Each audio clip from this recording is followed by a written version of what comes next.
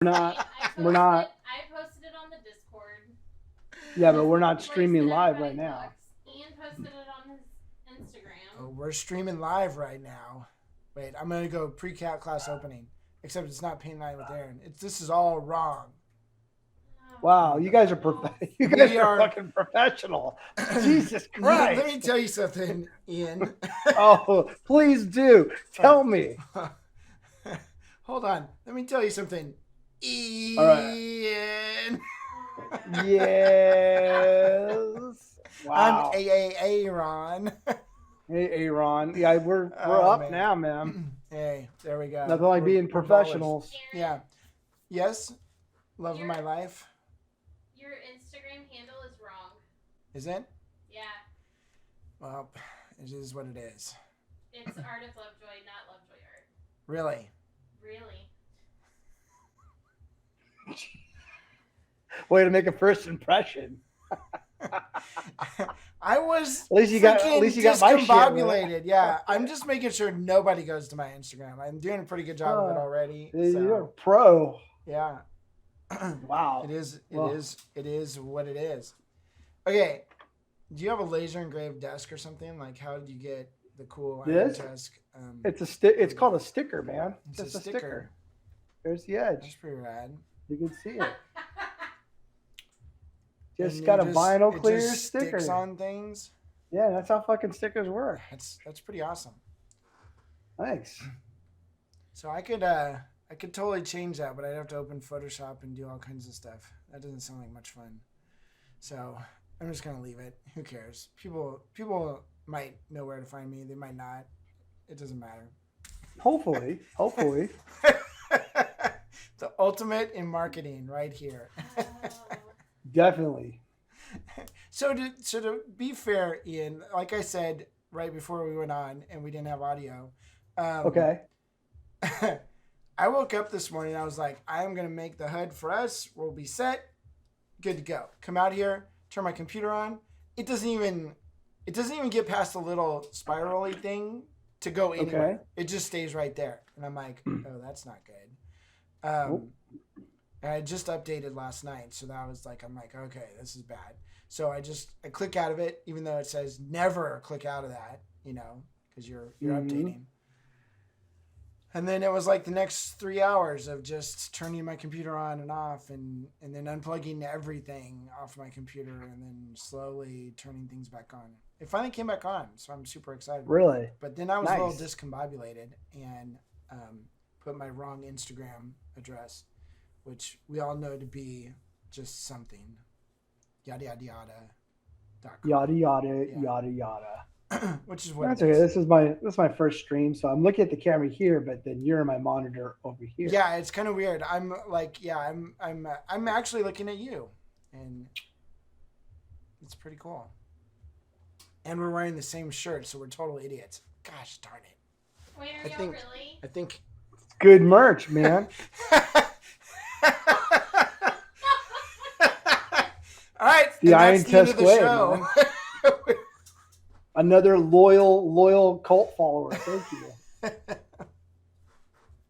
So, anyways, this is our first show, me and Ian, and Ian and I, or however you want to pronounce that. And we are both commission painters and secret lovers. So, wait, surprise. Or maybe not. Maybe I don't know. We dock once in a while, right? Yeah. It's all good. But we're both commission painters. We're both idiots, and so we thought it'd be fun to do a Twitch show where we paint and stuff, but also just talk about being commission painters and stuff like that. And if anybody has questions on commission painting, too bad. The answer to the main question for commission painting is like, should I be a commission painter? And the answer to that is no. What do you think? Well, but it's pretty cool. If you want to eat, no. Yeah. If you want to yeah. I mean, if you want to eat, definitely don't do it. But if you want all the ladies, yes. Definitely don't do it. I got lucky. Liz was, she lost a bet and so forth. So it is what it is. But yeah, so we're both commission painters. We paint toys for people for money. Yes, we do. It's like a miniature sex worker Nice. for miniatures. So Right. it's all about that cash. So so what do you got there? An alien spaceship? What am I seeing on my screen? Oh, this is my Oh, that's your- rotator. Lickety flickety flack. It's my Susie Round Table. What is it called? Lazy Susan. Yeah, Those are it's- called Lazy Susans. Yeah, I like Not that. Lazy Susies. Lazy I call Susan. it lazy Liz's, but whatever. Where's the lazy Liz? Yep. So anyways- Yep. Yay! What? I can hear. Can you hear our neighbors? They are rocking out right now. Are they? Yeah, it's pretty cool. Nice. Right on. Do y'all need me to read chat? Yeah, that would probably help right now because I don't. Yeah, because I even don't what that know. would be. I don't know. Yeah, I what don't have chat anything is. on my screen. I didn't even know there's Okay. chat. Whoa, what was that? That was a bike. Yeah, I pushed the wrong button. Oops. Yep. Keep it real. Okay. Yeah. Sorry. I'm listening to you guys like 3 seconds behind. Yeah. So Hold on a second. So hurry up. Yeah. What's going on?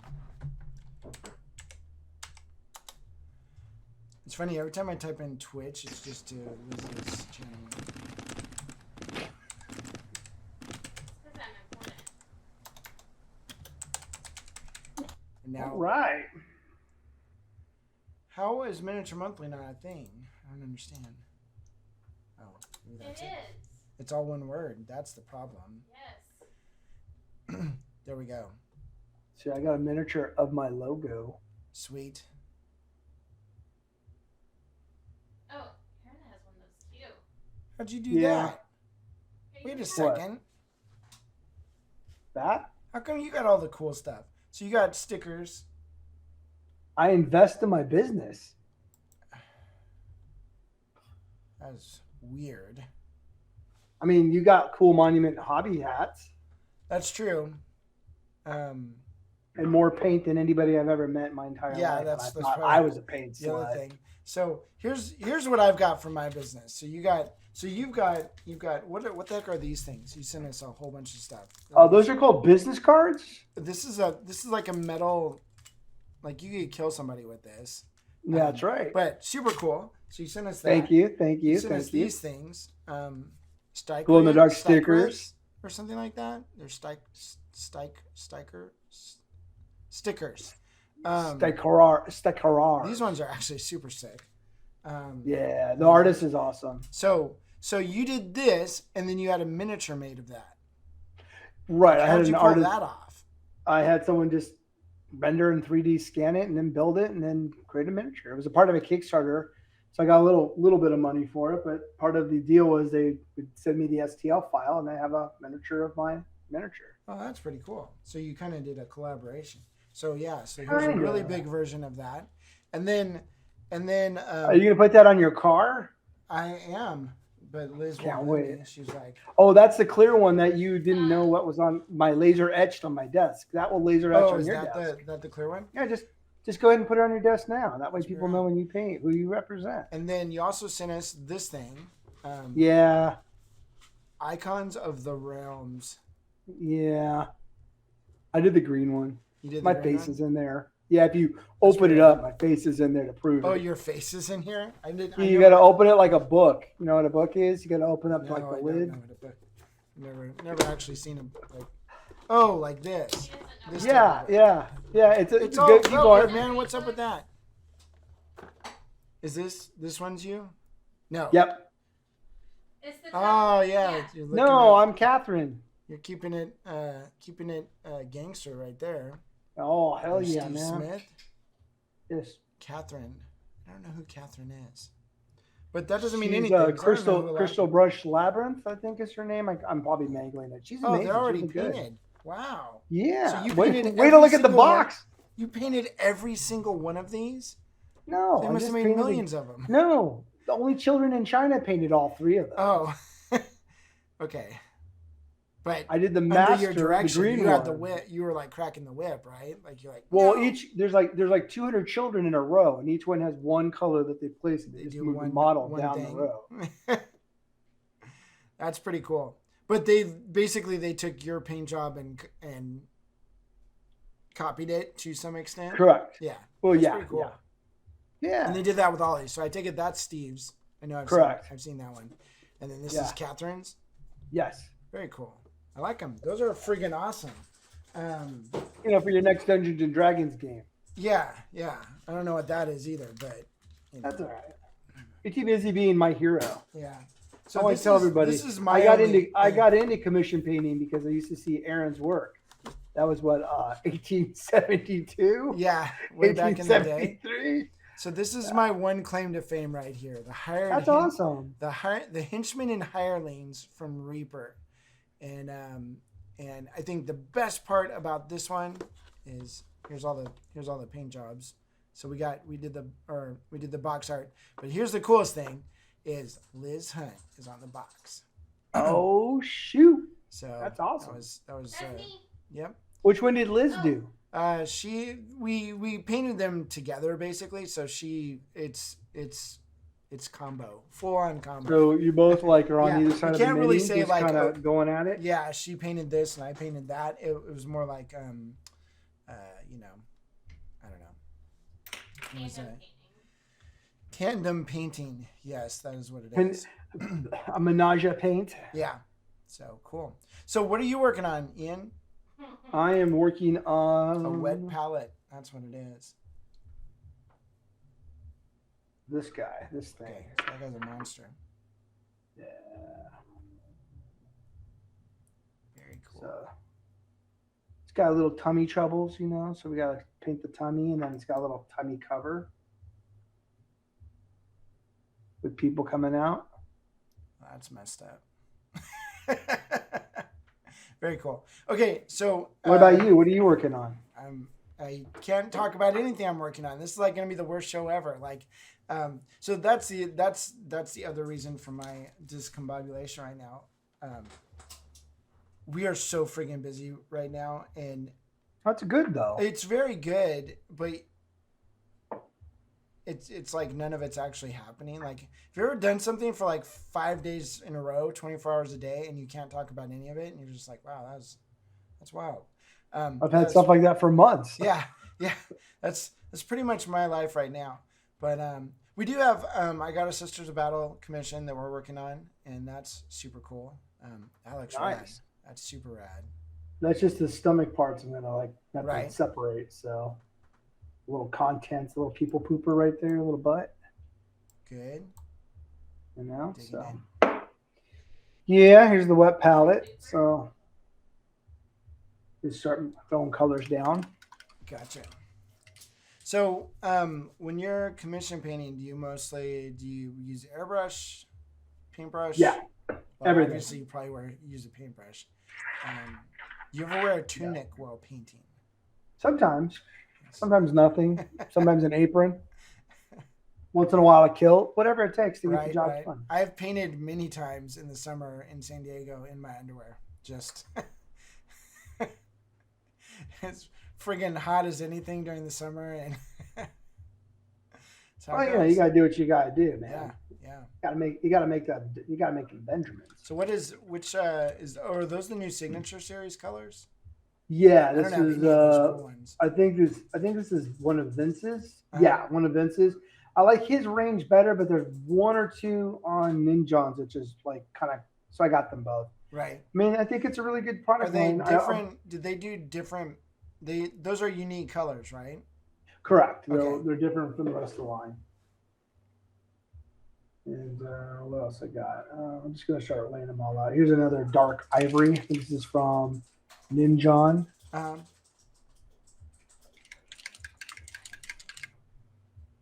I haven't opened all these; they're just brand new. Nope, I have. Never Yeah. mind.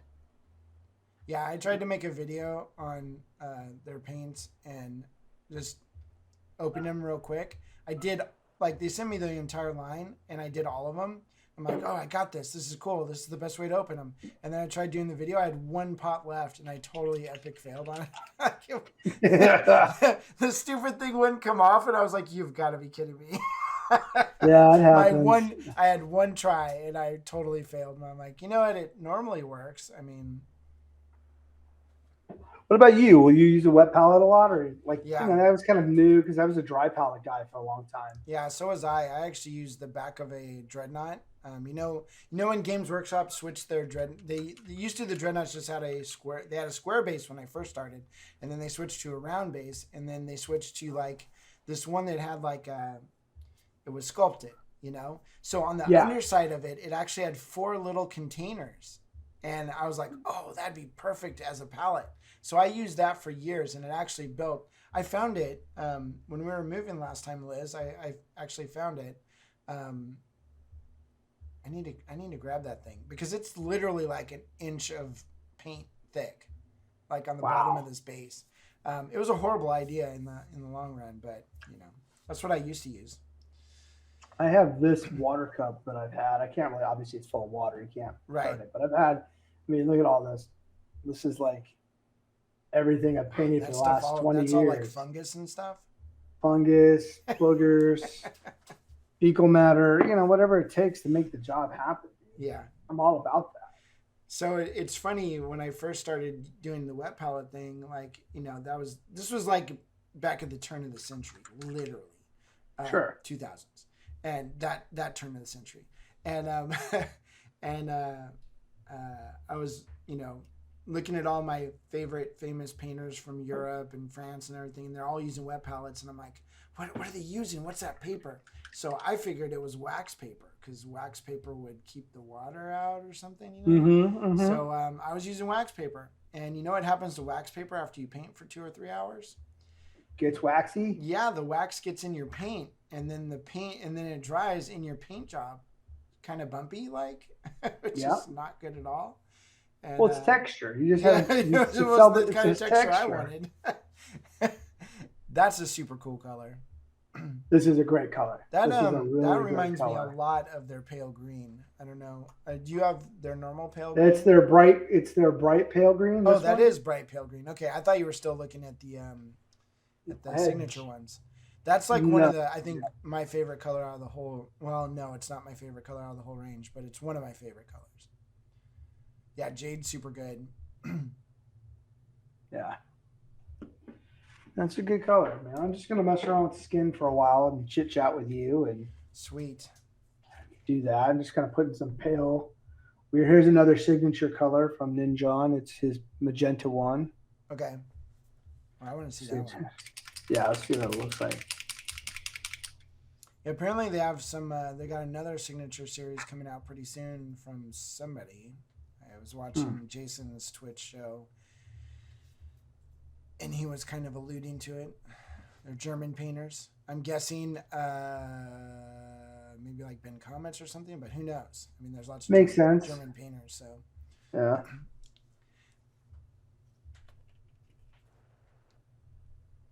Huh. Okay, I like that magenta better than their magenta.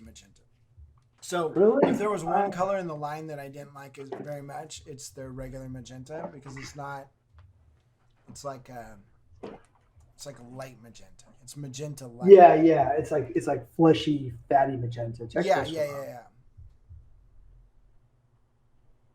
This is laser magenta. This is but from AK.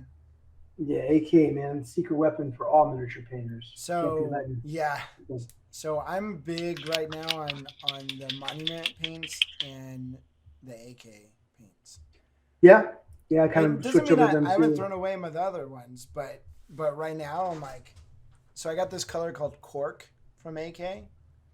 Oh, yeah, I think I know It is that color. like the most amazing flesh color you've ever seen, and I'm actually using it right now for sandstone. I can't talk about painting, but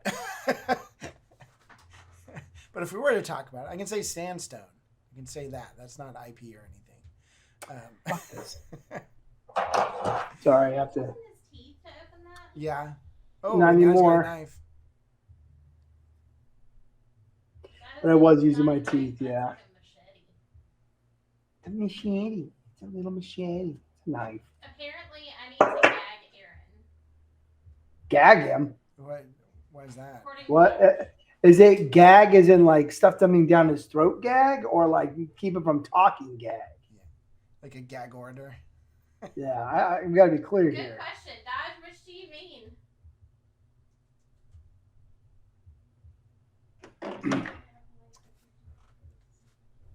Anywho, I don't know, just laying all colors out, relaxing. Sweet. You know how it goes. I know how it goes. I am Getting prepared. What do I got here? The wife's So out what with do some you party use friends, so Your palette you know, paper. well, palette paper. Yeah. Do you use Whatever. anything special or whatever it came with? No, whatever it comes with, I buy it in bulk. I figured they have it all down and they know what they're doing, and I don't want to think about it. I don't want to create sheets. The one currently right now is from Green Stuff World's palette, and it's the same thing as the one that came with the Red Grass Games. It's Yeah. fine. It does. I've noticed more like, oh, look, Reaper. You got that vampiric shadow, baby. Yeah, that's what I'm talking about. Yes, Reaper's great. Reaper's perfect. You don't have to like do much thinning out. You just go right from the pot onto your miniature for Yeah. the most part.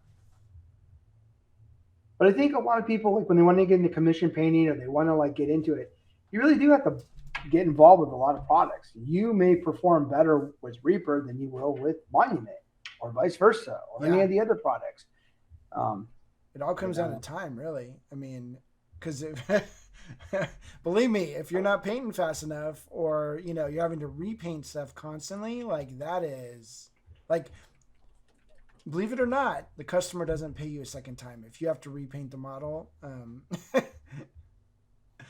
Yeah, Unless of course they were like, hey, I would like you to change all the colors. I'd be like, well, I would like you to pay for the paint job again. Yeah. But when it comes down to you, like, it is very important that like I try to be as streamlined as possible because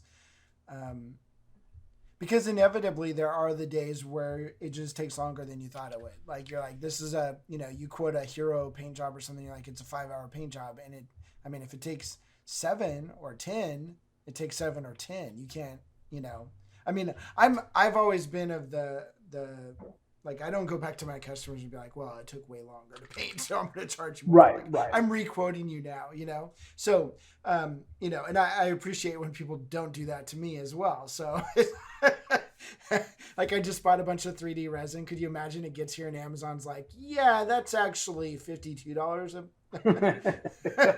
No, 100%. Surprise. But that's the fine line between practicing enough where you know your strokes, your technique, Yeah. your style, and then then you kind of hone that so you know it's going to take 2 seconds. Like, I'm not a big non-metallic guy. I like metallics. That's Right. just my style. I practiced it. I've got it okay, at best okay. That's great. But I like metallics better, so I Yeah. kind of play with those and make so you have to also embrace your own style too. Try everything you can, Yeah. but also embrace your style. A lot of people who want to get into commission painting, but they don't, maybe they're really beginning, like first week. Volunteer to paint. I mean, Yeah. you're not going to these greatest minis in the world. Go get a bunch of bone miniature line from Reaper, and paint all your monsters and your heroes and everything for your gaming group or a box of playing stuff. You just need to paint, and you can't gotta keep get that this. repetition. You can't have. Yeah, you just got to get that in. So that's You gotta interesting because when we were talking last week, you were telling a story about how you've like your first like maybe commissions, I guess, I don't know. You were just painting everything, right? Like, you were just like Yeah. calling people up like, Yeah. I'm an idiot. I didn't I'll care. do it for free. Yep. Like anything. Gaming groups, meetup.com. I met my current gaming group through that, where I just volunteered to paint anything and everything for a while. I got my first patron, and he was exceptionally generous and patient and saw a lot of potential. So, Right. I mean, he still brings out the miniatures in our games that we play, and it's like, holy crap, man, those are old. Yeah, They're you're terrible. like, yeah, but it's almost embarrassing because you're like, wow, that was like, it is in the sense of like, well, it's people expect now, but it's neat to say that someone still finds value. yes. And that they still like it, and it was. Do you have miniatures that you maybe either kept or have in your head where you're like, got to that next plateau, next level, whatever, wouldn't run from the camera. But Yeah. I don't have any good miniatures. No. yeah, you're terrible. Yeah, I do. So I've always told people, like, especially like the people that are aspiring to do something more, I think, than just like paint my army. Right.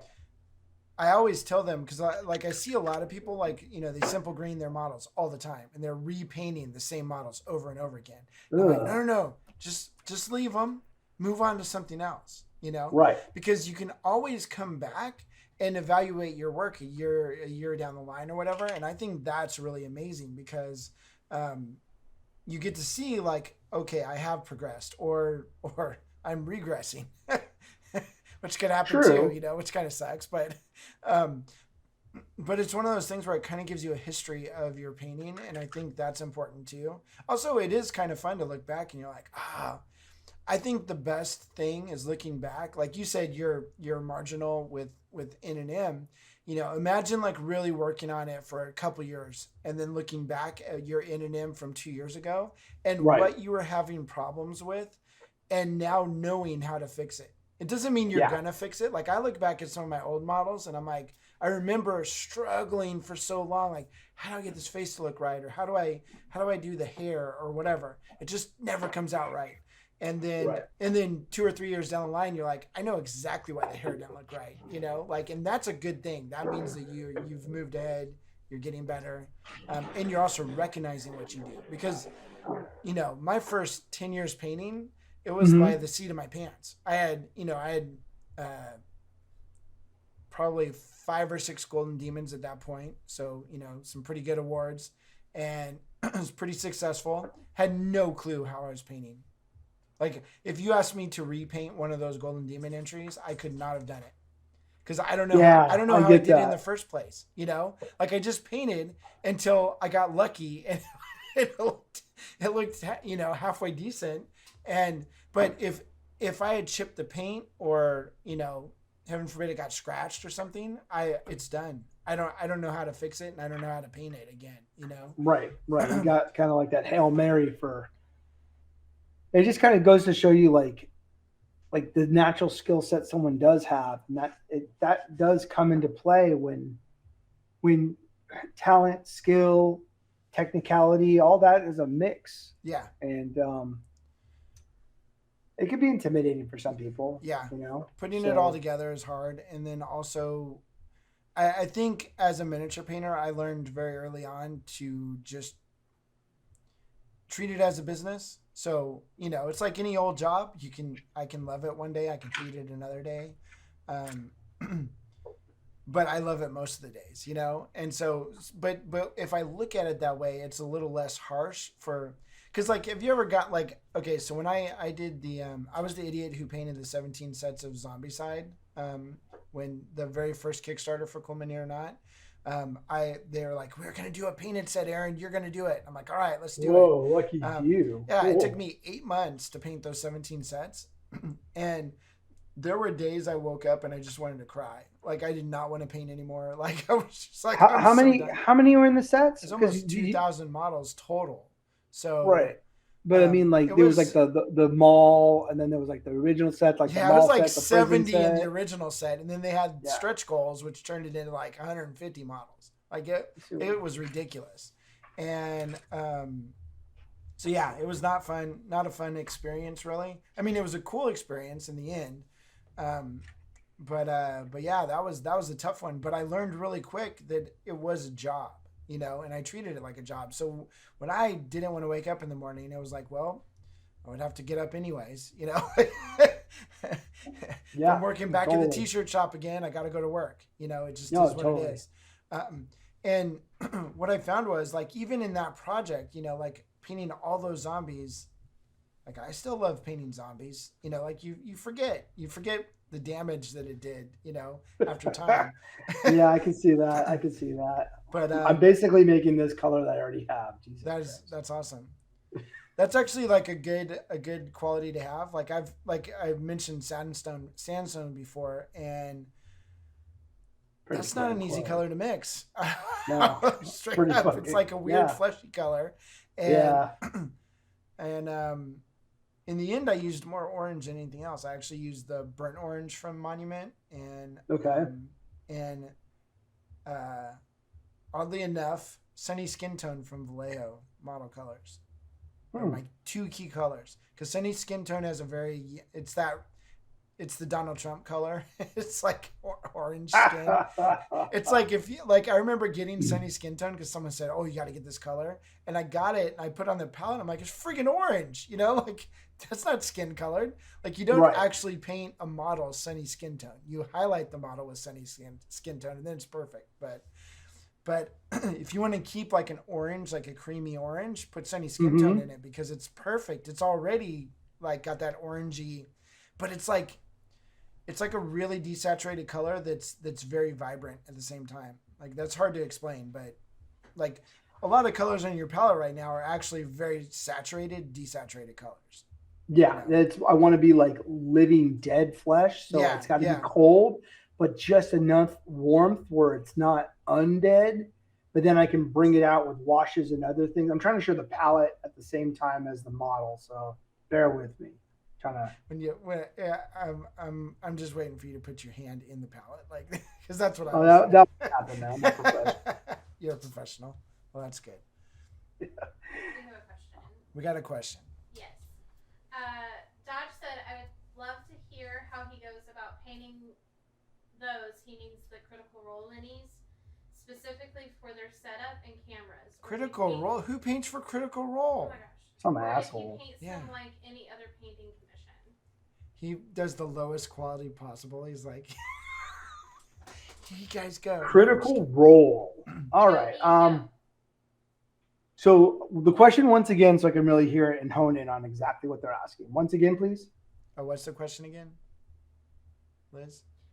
It says, I would love to hear how he goes about painting those specifically for their setup and cameras, or if he paints them like any other painting commission. Perfect. Okay, I do both. So when I started with Critical Role, they were doing kind of overall big arching kind of shots of the miniatures. So the details weren't really as necessary as they are with season 3. They started out with the miniature painting show, Miniature Primetime. And with the Miniature Primetime, sorry, I'm like leading into my mic more. With the Miniature Primetime, they got a probe lens and they started wanting more and more detail. So I had to sit there and do like eyeballs better. Everything is much more on a higher level because You could actually see it. The probe lens, anything that you think you would hide in because it's, a gnome or not the goblin this big, looks like it's this huge vinyl superhero you see at a comic book shop. It's ridiculous. It shows everything. So that had to be developed over the next few years to get that going. Now with season 3, they are specific. They are going to do probe shots. They want high detail. They want contrast. They want it to be top It wanted to notch. be super cool. Yeah. Yeah, it has to be because they're really focusing on that with their partnerships with other miniature companies, WizKids, and everything else.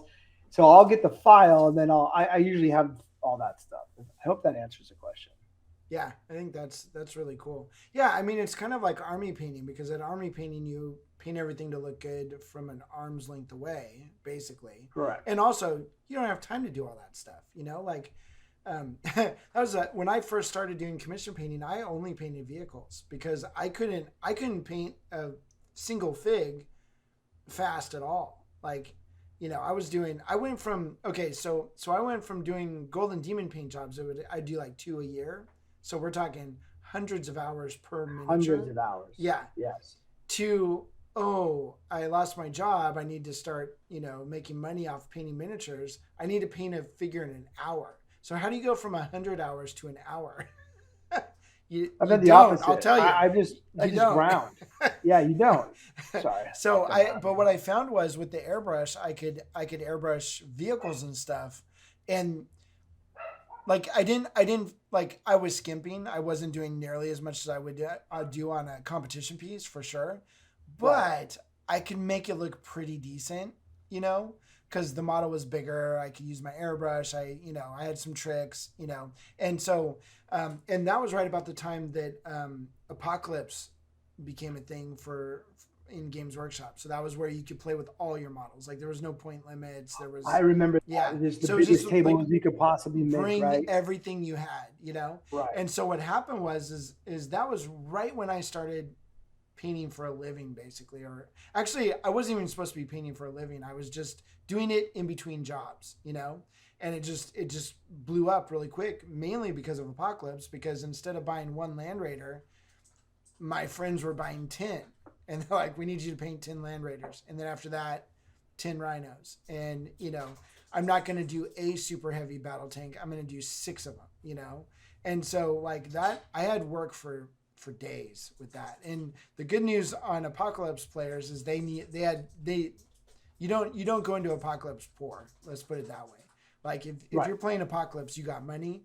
And so it was, I found all of my rich friends, and then I fleeced them for all their money, but they were my customers, and that worked out really well. But there came a point after about a year of that, I knew that the vehicles were running out, like, cause I was painting 10 or 15 vehicles a week, and I mean, I had like 5 or 6 friends that were feeding me tanks, but eventually I knew that I'd have to paint their soldiers, And the good news was they had tons of troops,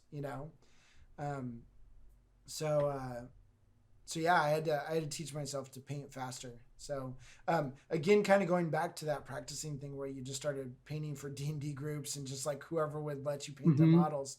Exactly. I did that on mine because I was painting everyone's Apocalypse armies, but I didn't have any time to paint my own, And I had quite a large Chaos army. I have like 25,000 points right now.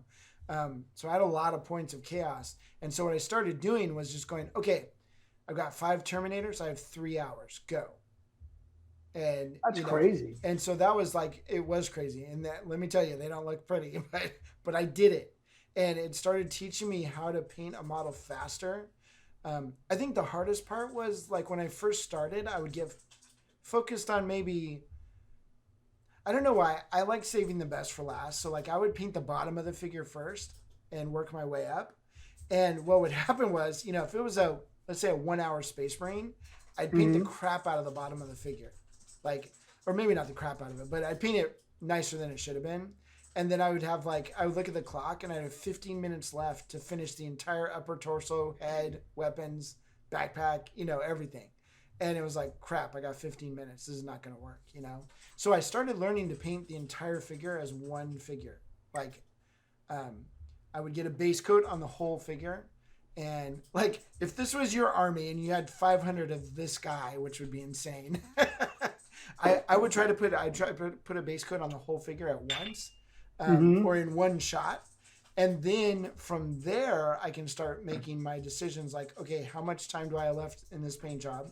So if I can get it like between my airbrush base coat and then an actual base coat, if I can get it all put together within half an hour, I know I have half an hour for the details. And that doesn't seem like a lot of time, but I mean, come on. After you've been doing it for a while, half an hour is quite a bit of time to detail. Like, you can make it look pretty cool. No, you can make it look really. You know where to focus. You know where the eyes go. So I was like I'm just making these guts. I mean, you're never gonna see what the hell is that? This stomach part is gonna go right in that gut area. So you're not gonna see half of it. Yeah. Sorry. There you go. So you're gonna see all these people. I know it's a little blurry. Yeah. They're gonna go in there. So it's just kind of like I'm just feathering around, wet it's blending, like background noise type of thing. Kind of like just it's in there. Yeah. So like for me, I find I get hyper focused on things. I know Liz is over there going, he doesn't get hyper focused at all, but I'll get hyper focused on things, and like I will get stuck painting those guts that aren't going to be seen for like hours. Right. Because I'm like, that's where you lose all your money. Yeah, I find them interesting, or yeah, exactly, and then I can't paint the face later because I don't have any time left. Right. but yeah, so you just learn to find out what's important, like making decisions quickly. Like you're kind of playing around with colors right there, but there's a certain point where you're like, I'm just gonna go with these colors and I'm gonna go with it. Like that's just Right. what. And that's exactly what I did. I Yeah, just put all the colors down and I will make everything now work. And that gets back to our conversation of just getting that experience, yeah, know how, and confidence where you're like, I can make bright green work as bile. yeah, You know, if I need, you know what I mean? Like I can pull in the ice yellow and highlight it. right. It's just practice and practice and practice. And also knowing that like if things go a little haywire, there's nothing a little wash or an airbrush glaze can't fix later on. Like you can 100%. change the tone of your model very quickly with your airbrush. If I mean, obviously you have to be halfway decent at it, but that's where practice comes in too. And I know that most of my techniques and most of my biggest like game changing like techniques and stuff that I've learned over the years came because I messed up a commission and I had to fix it without repainting it. Yeah, And it's 100%. like, holy shit, what do I got to do? Like what, like, so I think the first, so I did a commission of dark Eldar or regular Eldar. It was regular Eldar. So it was my first trophy from Adepticon. I had not been to Adepticon at that point, nor had I gone to Adepticon for that trophy, but I won a trophy. And it's on my wall. And That's awesome. so it was this Eldar army, and my buddy had commissioned it, and he sent me pictures, and I painted it just like the pictures. And he's like, no, it's supposed to be darker. His army was Darker. his original army was a darker red, and I think he was just looking at his army, thinking it should look like his army, and it wasn't supposed to. It was someone else's army I was trying to match because it was a team tournament, and there was 4 guys showing up with red armies, Okay. And Yeah. so I painted it to match the photos I got, and then he told me this is wrong. You need it to be darker. So I was like, dude, I'm done with this commit. Like this is done. I mean, it's one thing like when you got base coats on, you can kind of shade and stuff, and like. But once the highlights and stuff were down, I thought that it was over. Like I had never Right. airbrushed past the initial airbrushing of a model, And so I was terrified. I was like, oh my gosh, this was, it was like 1,000-point army, so it wasn't just 2 figures. It was a bunch of figures. And so what I did was I took, out of desperation, I just took Citadel black wash, like Nuln Oil, put it in my airbrush, and I airbrushed it on. And what I found was it didn't change the color at first. Like it sprayed on and it was like I didn't do anything. And I was like, okay, well that's not good, but it's not bad. I didn't mess up the model, Right. And Right. so I found when you airbrushed a wash, it went down as like a very, very light tint. Yes. And you had to put like 5 or 6 layers down before it actually starts changing the color. Now that was Nuln Oil, and that was my Nuln Oil. You might get a Nuln Oil that's darker. You just got to watch it, So don't just put 5 coats on expecting nothing to happen, because it might be really strong Sure. pigment in there, or it's not shooken up or whatever. So anyways, I did that and it actually worked out. I made the models darker, and what I found was all my highlights stayed there. Like they just got darker. And I'm like, ooh, this is pretty cool, So that's when I started experimenting with airbrushing, like after the model was done.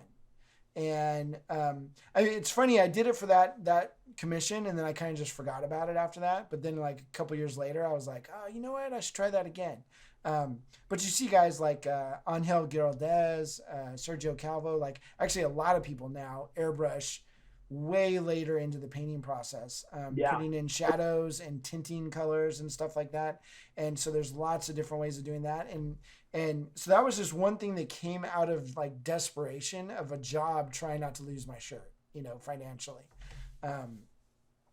Same with like wet blending and stuff. I kind of learned wet blending just painting a whole bunch of bases, because everyone would get those third-party resin bases. And so you'd have like 200 bases you had to paint up real quick. And I could never figure out wet blending for the life of me. Just could not figure it. It never worked, And then painting just crap tons of bases, I just kind of learned, part of it's just paying attention, but I learned how to wet blend better, and you know that's like a big technique I use for miniature painting, especially in armies and stuff, because I can make a decent blend without just base coating a model, you know, and so those are all really cool things that just sort of come about when you're painting a lot. 100%. It comes out to just like right now, I'm just messing around with pale tones. I'm trying to get everybody individual, but the same kind of tone. I know like a wash will take care of it. I use like a blue and a black to kind of get a rotty sickness instead of like a healthy pink or red. So yeah, it's all about just taking and also taking the chances. A lot of people, you buy like a Games Workshop model, obviously it's expensive. You're not going to want to like practice on that. So yeah, that's kind of a problem I hear too. Is like I don't want to waste my time and money on like learning what I need to master. But the model after the one you just paint will be better. Yeah, you're always improving sure. if you're progressing. So that's one thing that I really like about 3D printing in particular, and also the fact that 3D printing has come a long way and the details like so much better than even like 3 years ago. this print right here is literally from an Elegoo Mars 1. And this is terrible. There's no details in anything. They're terrible. And this has been in my collection for a while. This was going to be a part of Undeadwood 2, which was another show that got popular with Critical Role that got kind of canceled. So we had this huge things of monsters ready to go. And so this has been sitting around for a few years. Cool.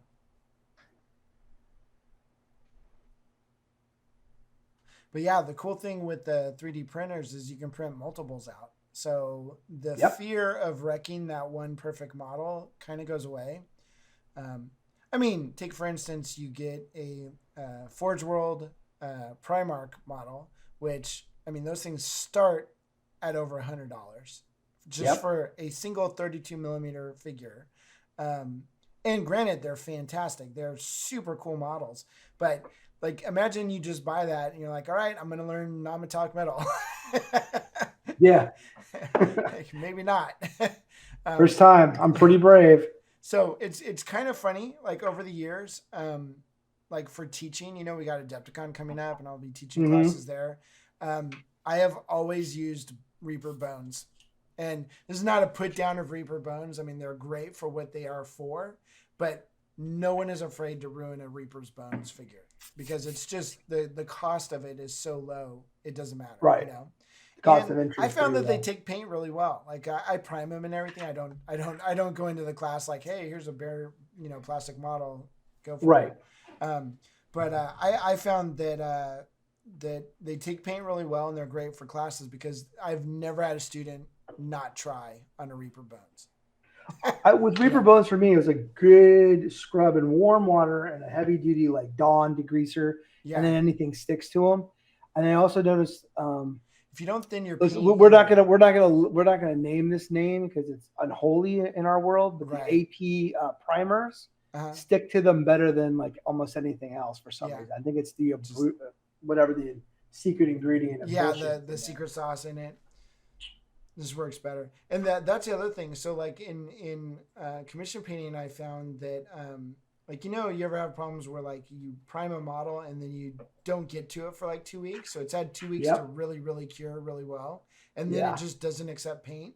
Like if you ever tried to put a wash on and it just beads up over the whole thing, and you're just like, what the heck? What do I do? So I found if this is another one, just like desperation, right? So I found that like my wash wouldn't go on this one particular model. And it usually happens on metallics because metallics really seal over. They're more glossy, so they don't accept paint after they've cured all the way. And so what I did is I just kept just out of desperation, I just kept brushing the wash on, like an idiot. And all of a sudden it worked. And I was like, whoa, what happened? So what I found was my little trick if paint doesn't stick on the model is cover the model in water, like wash them or something, or just put them under water, take them out, let them dry. And you don't want to paint them while they're still wet. That's bad. But what it does is it's like I think it opens the pores of the paint, and then all of a sudden your paint sticks again. It's Like really your weird. paint's It getting a works little facial. Yeah, it's worked every single time I've done it. I'm like, wow, that is like a thing. And I don't know what the science is behind it, but that's another one of those things that you just kind of learn over time. Like, oh, that worked, you know. Our other trick is that we found is like, especially like if you're just painting your Reaper bones on the bare plastic, it is Yeah. best not to thin your paint at all. Like you want those first coats on to be thick because the paint won't bead if it's thick. Like there's something about the water, like putting a little bit of water in the paint, it will just bead on you. So that was another like little handy dandy tip that I discovered while doing that.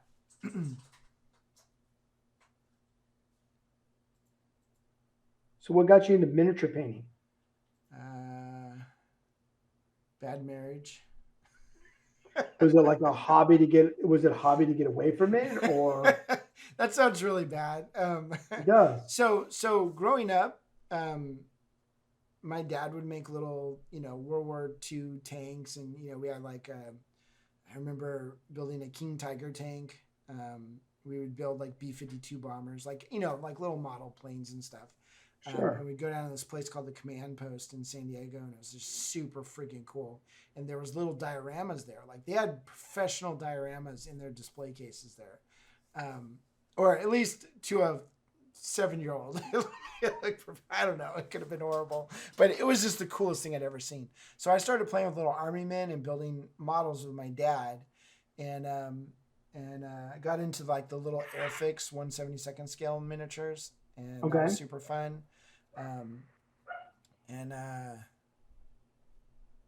Yeah, I painted them kind of a little bit. I had Testors paint.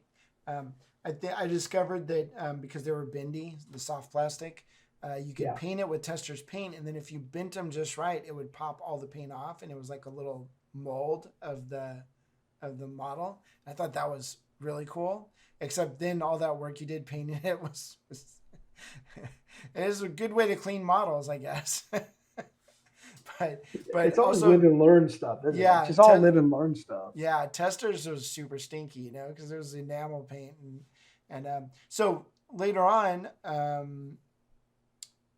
think I was like 30 years old. My wife at the time took me down to a game store in Old Town. You've been to Old Town, right? Yeah. San Diego? San Diego. So there's a place called Game Town in Old Town.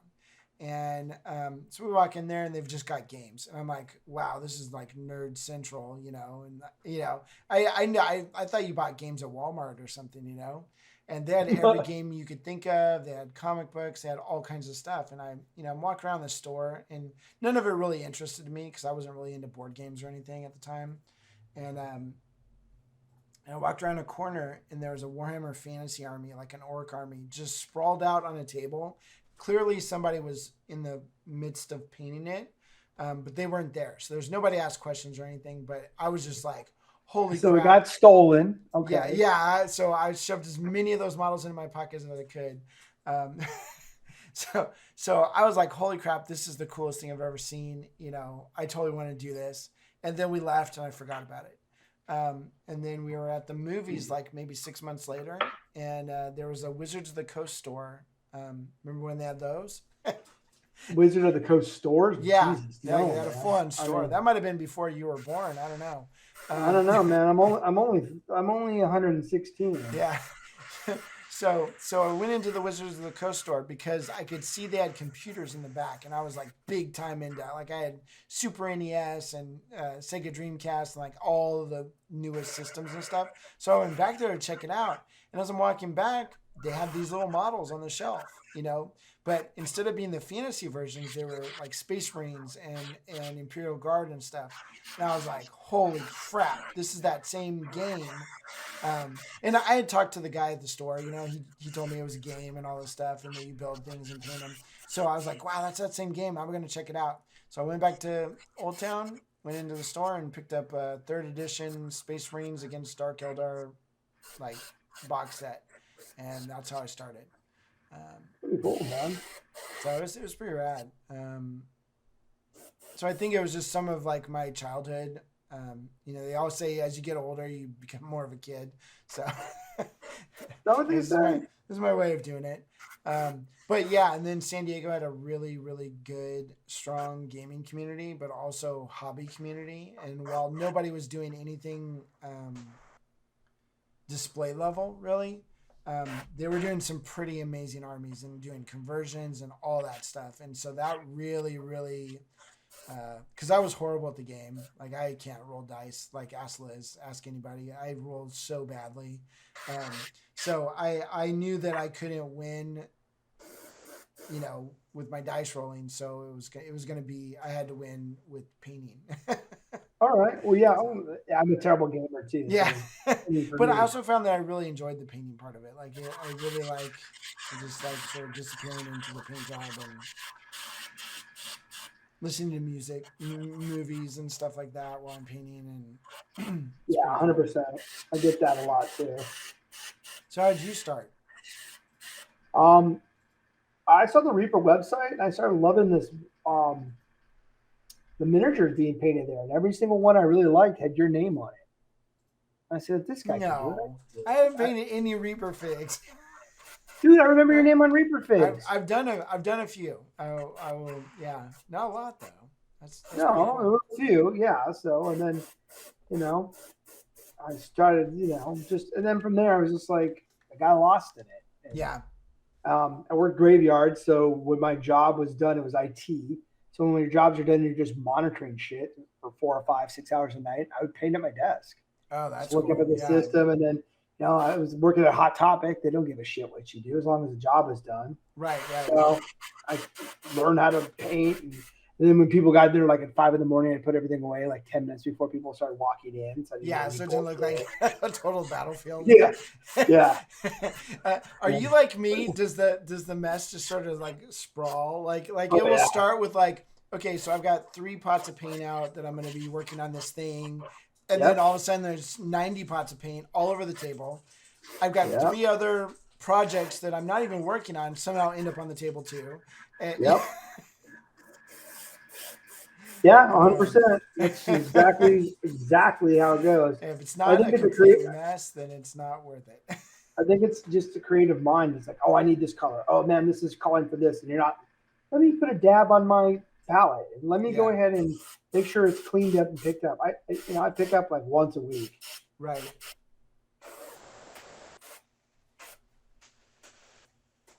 I think my lights are too bright. You're not like seeing any kind of shades or anything. It All kind blown out color, right? of sort of, but it is what it is. I also find that at the very start of a paint job, nothing ever looks like anything because you just don't have enough contrast or anything for the camera to focus in on. Yeah. All these are real pale colors anyway. I mean, Yeah. building up over like just going back to our conversation of just this may look like a long process, but like if you really just we weren't bullshitting and just grinding, you'd be done in 30 minutes, 40 minutes. Yeah. Yeah. So. Yeah, I think part of it is just start doing stuff and keep doing it. Correct. And then getting back, I'm using it. I'm shooting with the airbrush, learning the blend. I do a lot of lying to myself while I'm painting. What do you lie to yourself about? That I love what I'm doing and Well, you definitely get burnout. keep going, because Yeah. I find for me, and this is different for everybody, but for me, if I do the same repetitive motion, or if I do too much of a color on a single model, like if I hold the model for too long, I physically slow down. Like I just like maybe the first model takes me half an hour to put all the silver on, and I'm doing Right. the whole model, and then the next model, same model, it takes me like 40 minutes to do it. And then the next model, 50 minutes. And then after about 5 or 6 models, it's taking me like an hour and a half to put the silver on because I just physically slow down. So what I learned is I break it into really, really small things. Now, obviously on something big like what you're doing, that doesn't work at all because it's huge. Right. Yeah, too much. But I mean, I break like if I'm doing Space Marines and they have a little chest eagle across the chest, I will paint the right side of the eagle feather first on all the guys. So I literally hold the model for like 5 seconds while I swoop paint that right side. Then I paint all the left side, and then the little skull in the middle, I paint just that. And so all of my motions is like an economy of motion. And what I found is I can keep that speed up for hours. Like, and what's funny is after 4 hours or so, you're like, wow, the squad's done. Whereas if I did it the other way and did all the silver, all the gold, after 4 hours, I'm probably not painting anymore because I got bored and, or I've moved on to something else, greener pastures. Totally get it. Totally get it. Totally get it.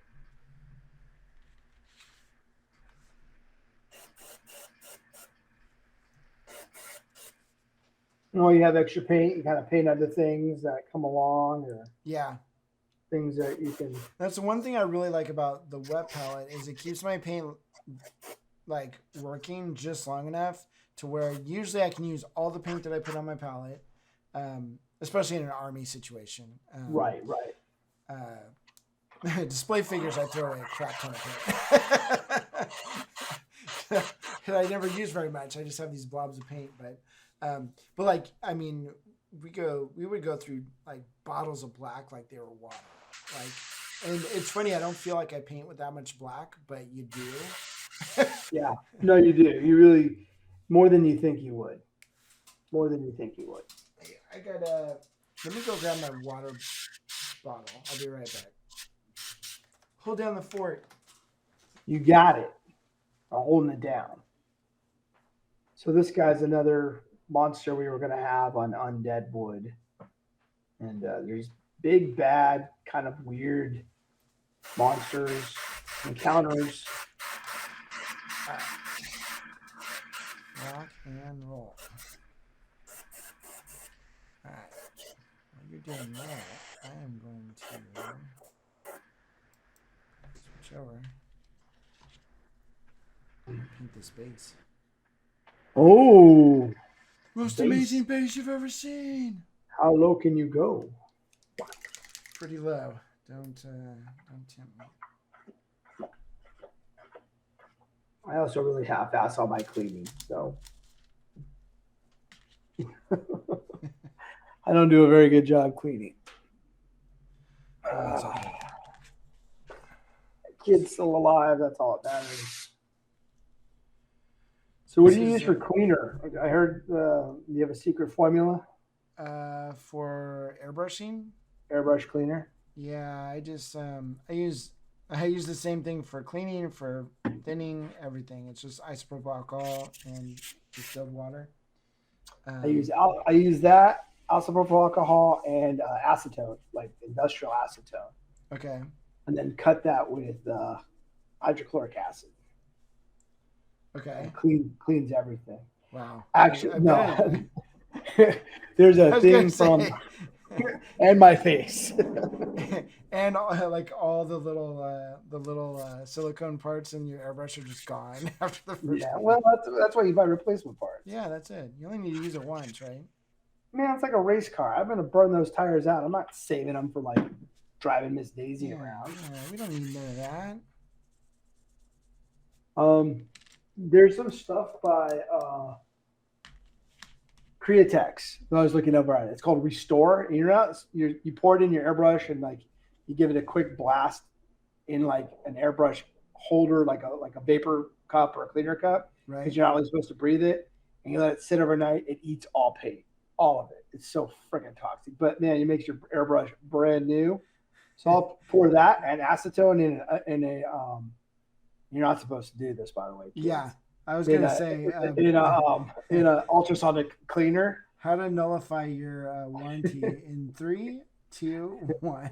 How to set a I guess because the transducer in a ultrasonic cleaner can like catch fire. That's why you only put water or like soapy water or non-inflammable liquids in there. Right. Man, if you take that chance and you have a extinguisher nearby, It works. it's a great. lot cleaner. Oh, Yeah. man, it's It works polished. really Look at fast.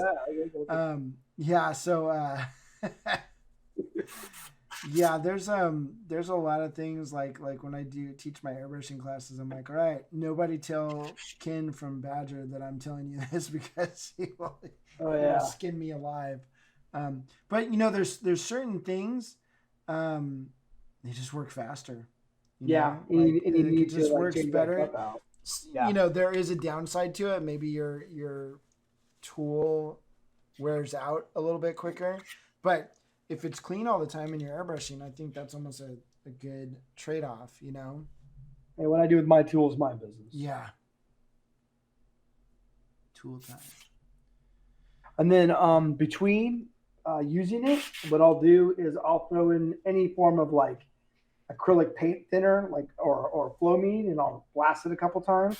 Kind of keeps the needle wet and like lubed up, if you will. Right. And then whatever color you throw in there, you mix that in there, but it keeps it from kind of like getting sticky. That makes sense. I got you. Yeah. So. Yeah, Liz, do you have any more questions for us? We have like one. She I think she left us. Yeah, she left us. She's like, these guys are so boring. I think she's in the bathroom or something. Jeez. Whatever. Ain't no thing, Jelly Bean. So are you a synthetic brush, real brush, don't care brush kind of guy? Don't care. I'm a real brush. I'm a real hairs. I've gone full circle. So I was the brush snob at one point. I had a friend who, if you took her any of her painting classes, if you showed up with a synthetic brush, she would take it from you and throw it away. I don't know if she ever actually really did that, because I could see somebody getting really mad. Like, I just bought that brush. Well, the argument is it's like real animal, right? Like a lot of people bring synthetic because they don't want to hurt animals. Yeah, but Not she was all real hair. Like synthetic is like trash and don't ever use it, type of thing. And Right. I was that way too. So I started off with we were just wondering if we had any more questions. Oh. I was that way as well, and because all the cool kids were using like Kolinsky sables and all that stuff, and so I was at the store. I didn't know what I was buying, but I was buying them. But I was watching a video from Dark Sword Miniatures, and they're known for really, really good paint jobs and like really high end miniatures and stuff. And, their miniatures are amazing, and that true 28 scale, 25 scale. Holy crap! Yeah, because they have like the godfather of sculpting and green stuff. They have what is it? Tim Myers. Tom Myers. Yeah, he's like amazing. He was like the first green stuffer, and he's just unbelievable. Him and Jeff Grace both. Neither of them do digital sculpting. It's only green stuff. But Marika Reimer, who is arguably one of the best painters in the world, definitely in America. Her blends, you can't beat her blending. Like, it is amazing. I can't imagine. Amazing. Yeah. And I'm watching her Dark Sword video on how to paint, and up until then I had only heard, don't ever use synthetic. And thin your paint to, piss water, that's how you're supposed to paint, like to be a good painter. Right. And she comes on and she's like, well, I use when I'm base coating, I use a synthetic brush and I put the paint on as thick as possible. And I had to literally watch that video 4 times because I was like, okay, is she trolling? Was that a joke? Like, did she really say that? And she was serious. And her reasoning behind the synthetic was the synthetic puts the paint down more evenly on your model. So the base coats just needed to be on there, and she wanted to get them on as quickly as possible. So she was using a synthetic brush to do that. And so I was like, I wonder if that would work for painting armies and stuff. Like, I would rather do 1 base coat than 2, because that's a big deal when you have to base coat 100 Space Marines, like with 3 layers to get that first base coat down. That's a lot of time. So I started trying it, and lo and behold, it worked. And I learned how to paint with thicker paint, just, and it didn't leave any brush strokes or anything. And you can't tell how thick the paint is once it dries. It just dries smooth, So, so that was a big changing point for me. So I went from being like paintbrush snob, only using, Raphael 8404s and stuff like that, to I went right back to my 50 cent, Walmart hobby brush. And so I use both now. I guess the long story of it is I use for more base coating stuff. If I want a really good layer down, I'll use my hobby brush. Also, that saves my Kolinsky Sables because if you haven't noticed, the faster your brush moves, the quicker your brush dies. Especially Yeah, I have noticed that. the Yeah, Kolinsky Sables. and they're also harder to get a hold of. I Yeah, think and there's they're really hard to get a hold of right now. So especially right now. So I let my 50-cent brush here. This is 4 days old. It's starting to look beat up and ratty. I don't care. It's 50 cents. I can use those all day long. My Kolinsky Sables actually last quite a bit longer than they were because, normally a Kolinsky Sable will last when I first started using them 6 months, 6 months to a year. It was awesome. So it was $15. Who cares? right. I'm buying $5 brushes 3 times a month, because they're so bad. They're breaking down really quickly. So I started doing that. But then when I started painting a lot, professionally, I burned through a Kolinsky Sable in a month. That's a lot of painting. No, it is. Yeah. Which really sucks because, you go from this beautiful brush that's got a perfect tip on it. And then after a month, it's dead. And you're like, wow, how did that happen? But You're using it. That's why. Yeah, I look at it as commission painting. You're going to have things you're going to burn through brushes. Yep. I'm not a car guy, but I put a lot of car analogies in my explanations. Tires, oil, gas. You're just going to burn through them. It's the cost of doing business, and you can't skimp on that stuff because it's the most you can't important skimp thing. on it, but you also can't be cheap about it either. Yeah. But again, if you develop your skill set with losing a toothpick and it's amazing, then what am I to say about that? Yeah. Yeah. At the end of the day, I always tell people, when they want to airbrush or, any style of painting, at the end of the day, you shouldn't be able to tell how you painted it. So, if you airbrush the whole model, if it just looks like it's painted or you couldn't tell how you painted it, that's great. That's my goal, at least. Obviously with the higher end stuff, some of the lower end stuff, maybe not so much, but that's kind of my goal. And so it doesn't matter if you used a good brush or a bad brush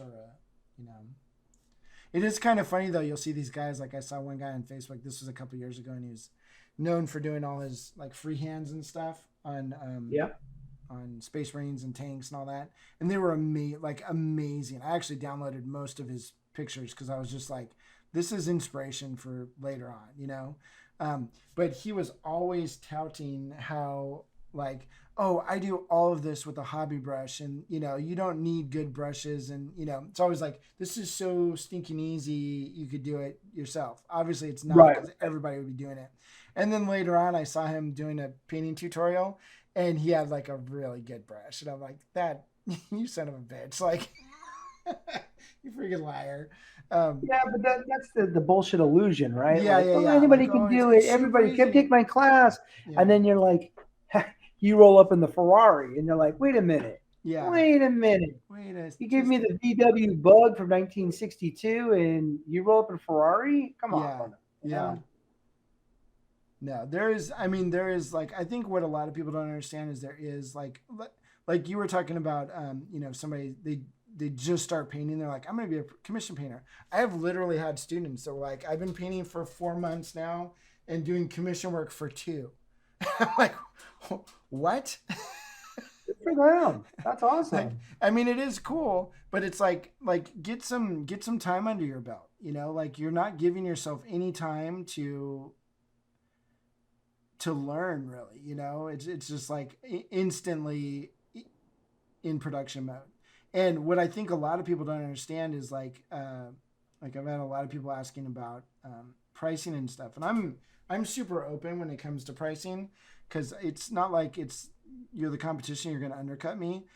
I want everyone to know what they should be charging, and a lot of people undercharge. They just don't know what something's worth or what it should be worth, and then they end up quitting because they're not making any money, and they 9 times out of 10 they rage quit. Right, but it's a double-edged sword. Yeah. You and I can charge more than someone who's even doing it as long as we have, but nobody knows about. Right. It's it's brand awareness if you're going to get into the business side. right. It's I kind of talk about, at least my brand is more of a luxury brand in the sense of the luxury of having to pay someone, myself, you, Right. a fee to paint their miniature instead of them doing themselves. And then they get to call the shots and they get to go ahead and, Yeah. hey, I want this, I want that, blah, blah, blah. So, And you are totally correct with that. And that's where I think also, like, give yourself time to, like, people ask me, like, how do you get your customers and how did you get successful the way you are and all this stuff? And I'm like, I don't know. But then when I really look back to it, I spent 10 years in forums talking to people about painting. right. That's what I did. People took chances. And I on had a you. You normal go and meet job. them, Like, right. I wasn't a commission painter. I certainly wasn't a Golden Demon winner back then. I mean, I did over time, but I was a participant in the community, you know? Right. And I think that made a big difference at the end of the day, with like name recognition and stuff like that, you know? I mean, even to Definitely. this day, I get surprised. Like Adepticon happens, I'm like, nobody's going to sign up for my classes, you know? This will be the year, you know, the bubble burst or whatever. And this year we did our most classes ever with the most students ever. And it's the first, like I'm one student away from selling out. And I've never sold out at Adepticon. So like, but I think Congratulations. a lot of that, and you know, my Instagram is crap. Like, you know, my social media presence is not very good. And I blame Liz. yeah, I just blame me. I don't know. But it's just one of those things where like, I think I've just been doing it long enough. I built up a reputation and then I also took pride in what I was doing. I did a good job, you know, like when I teach classes, you know, my goal is that you learn something, that you come out of it a better painter than me. That's what my goal is, you know? And, you know, some people just go in, they just want to be a teacher and be famous, you know? And like, I could care less. Like, Who wants to be famous in teaching? This I is a don't lot- know. I don't know, It's but hard it's to like, know. it is definitely a thing. Like I talk to people all the time and like, they just want to teach and they don't even know what to teach. You know, it's like, well, like teach something, you know, like, I don't know, but yeah, it's just, I don't know.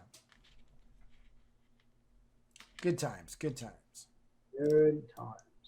But I think for sure that definitely helped out, you know, the name recognition and then, you know, I mean, I hate to say it, but tooting your own horn, you have to. You have to, because ain't nobody else going to do it. You know, it's not Right. like, it's not like you have a marketing team behind you and that feels really weird. You know, I've talked to a lot of people because a lot of painters are very introverted and, you know, and really, really ridiculously good at what they do, you know, but they just can't sell themselves. And that's a big problem, you know? Well, it leaves money on the table, doesn't it? It does for sure. And getting over that awkwardness is a challenge, but it's something you have to do. Like I can only do large crowds for so long before I'm like, I got to go away and hide go in the bathroom. center my brain. Yeah. I can only do that for so long. Like, and people who want to meet you don't want to like your attitude or your bullshit. So, you know, you have to like be patient and I get it. Yeah.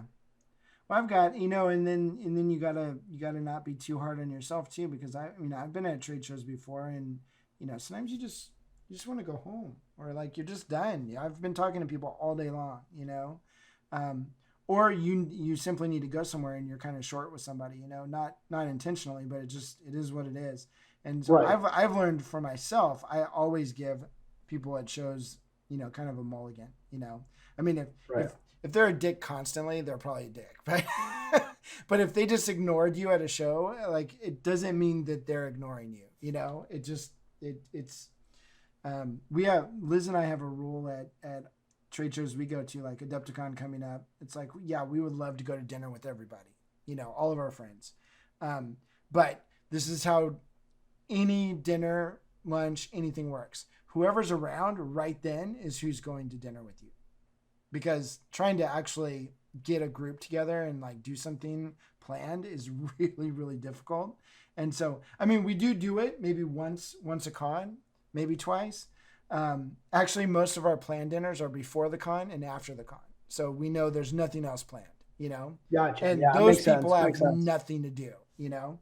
But also, we don't get butthurt if someone can't make it, or they see one of their other friends and they want to go do something with them. I get it, you know. Go, you know, enjoy yourself. You know, it's totally cool. But Shoot, you've gone to dinner without me. I do it all the time. But I'm eating constantly, so. That's also true. Like I've never been to a con. I don't think I can handle the people. Like, Yeah, and not that they're bad or anything. It's just like the overwhelming of sheer volume of people. yeah, Like, you probably wouldn't like that's- Gen Con for sure. I mean, dude, I'm good with people, and I have gotten like claustrophobic in Gen Con. Like when you can't move in an aisle because there's so many people, you physically can't move anymore. That's a little bit scary. No, yeah, I could do people. I just get burned out. And then I'm like, I don't want to come down the second day. Yeah. I want to be like, fuck this. I'm pretty good at finding a hallway or a corridor where nobody's at, and then I just go hang out there for a while. But the thing is, if you're trying to build your name and a reputation or whatever, you need to go out there. So like for a perfect example, at ReaperCon this year, we had our moderators at Miniature Monthly did a fantastic, like they pretty much scheduled a con within the con. Like there were so many things going on that were like Miniature Monthly related, and open to everyone. Like anybody could go to it. You didn't have to be a member of Miniature Monthly or anything. But and I remember getting off judging. I think it was Friday night. We had to judge models, and like that's like a 3-4 hour. I mean that's just brutal. It's right. Very tiring judging, and we got off that. And I was like, crap, we've got the Miniature Monthly meetup thing, And my first thought was like, they're not going to miss me. It's my company. They're not going to miss me. Yeah, it's okay. Yeah, it'll be fine. But I thought about it. And I'm like, no, all these, everyone like set this thing up. And I went, and it's funny. You get over it real quick. And, like, and it was cool because it wasn't like massive amounts of people. It was like 30 people, 40 people, whatever. But it was just like everyone was chilling and hanging out and everyone was cool. And it was like, I'm really glad I came to this thing. So then my attitude changed for the rest of the con, and even though I was really tired, pretty much all the time, because it's a con, you just go. But doing those extra events and spending time with people that I wouldn't have gotten to spend time with otherwise, I think was totally worth it. So sometimes you do have to come out of your own, you got to crawl out of your own issues, and just do it, And I think sometimes you'll be surprised. You'll definitely be surprised that, you're like, I actually like that. And I think it's the touchy. People touch you at cons. I want to be touched. Yeah, they just constantly rubbing on you and stuff. No, they. Well, unless you want them to touch you. No, people typically no. They don't try to zap your energy by touching you. And Suck your life force. Take your painting skills for me. No, usually it's just lots of talking, and that can get really tiring too. Like I've had a couple times where I'm just like, I just want to fall asleep right now. Yeah, I get it. Mid conversation with the person, because it's just that gets well, and it's different for Liz and I because we're in there teaching and stuff. So you're already talking. Like I'll talk for 3 or 4 hours teaching a couple classes and then get out to go talk with people. Yeah, I'm totally fine. I don't need to do that. I'm like, where's my hotel room? But again, it's, getting those connections. You're a commission painter. Sometimes you're meeting other people's like customers, and a lot of like, no one uses one painter. So especially if it's a collector or something, you need to go out and talk to those people because they might be like, oh yeah, I really like your stuff. Here's what, let me get your number. And then all of a sudden you got that gig, and usually as a commission painter, that's important for sure. That is super important, doing all that networking and stuff, and it works out pretty good.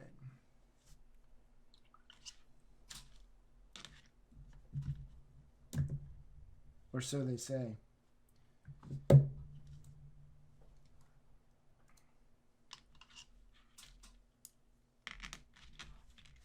that you just dropped that all that work Yeah, I for did nothing. all that work down the drain. So they say if you drop your model, it'll be best in show. It'll be the best thing you ever painted. So What base is that? this is a Shadows of Brimstone base. So they came out with some specialty bases that you can base your models on. And this one's Targa Plateau, but it's very similar in etchings and stuff to Caverns of Cinder. So I was almost thinking of doing maybe one in Targa Plateau and then doing a separate one as Caverns of Cinder. So Targa Plateau is just a snow world. It's like Snow World at SeaWorld. Snow World at SeaWorld. Yeah. Only people in California get Would that. know anything about that. Yeah. So this is the Targa Plateau. These are the bases. So they're pretty simple. Obviously, there's no OSL effects. These are Caverns of Cinder. So I think this would be super cool because you've got all the lava around it. That would be pretty rad. All right. Switch back and see where Ian's at on his monstrosity. I'm doing my bone whip. Just So dabbing. you mentioned something. You mentioned something that was really interesting.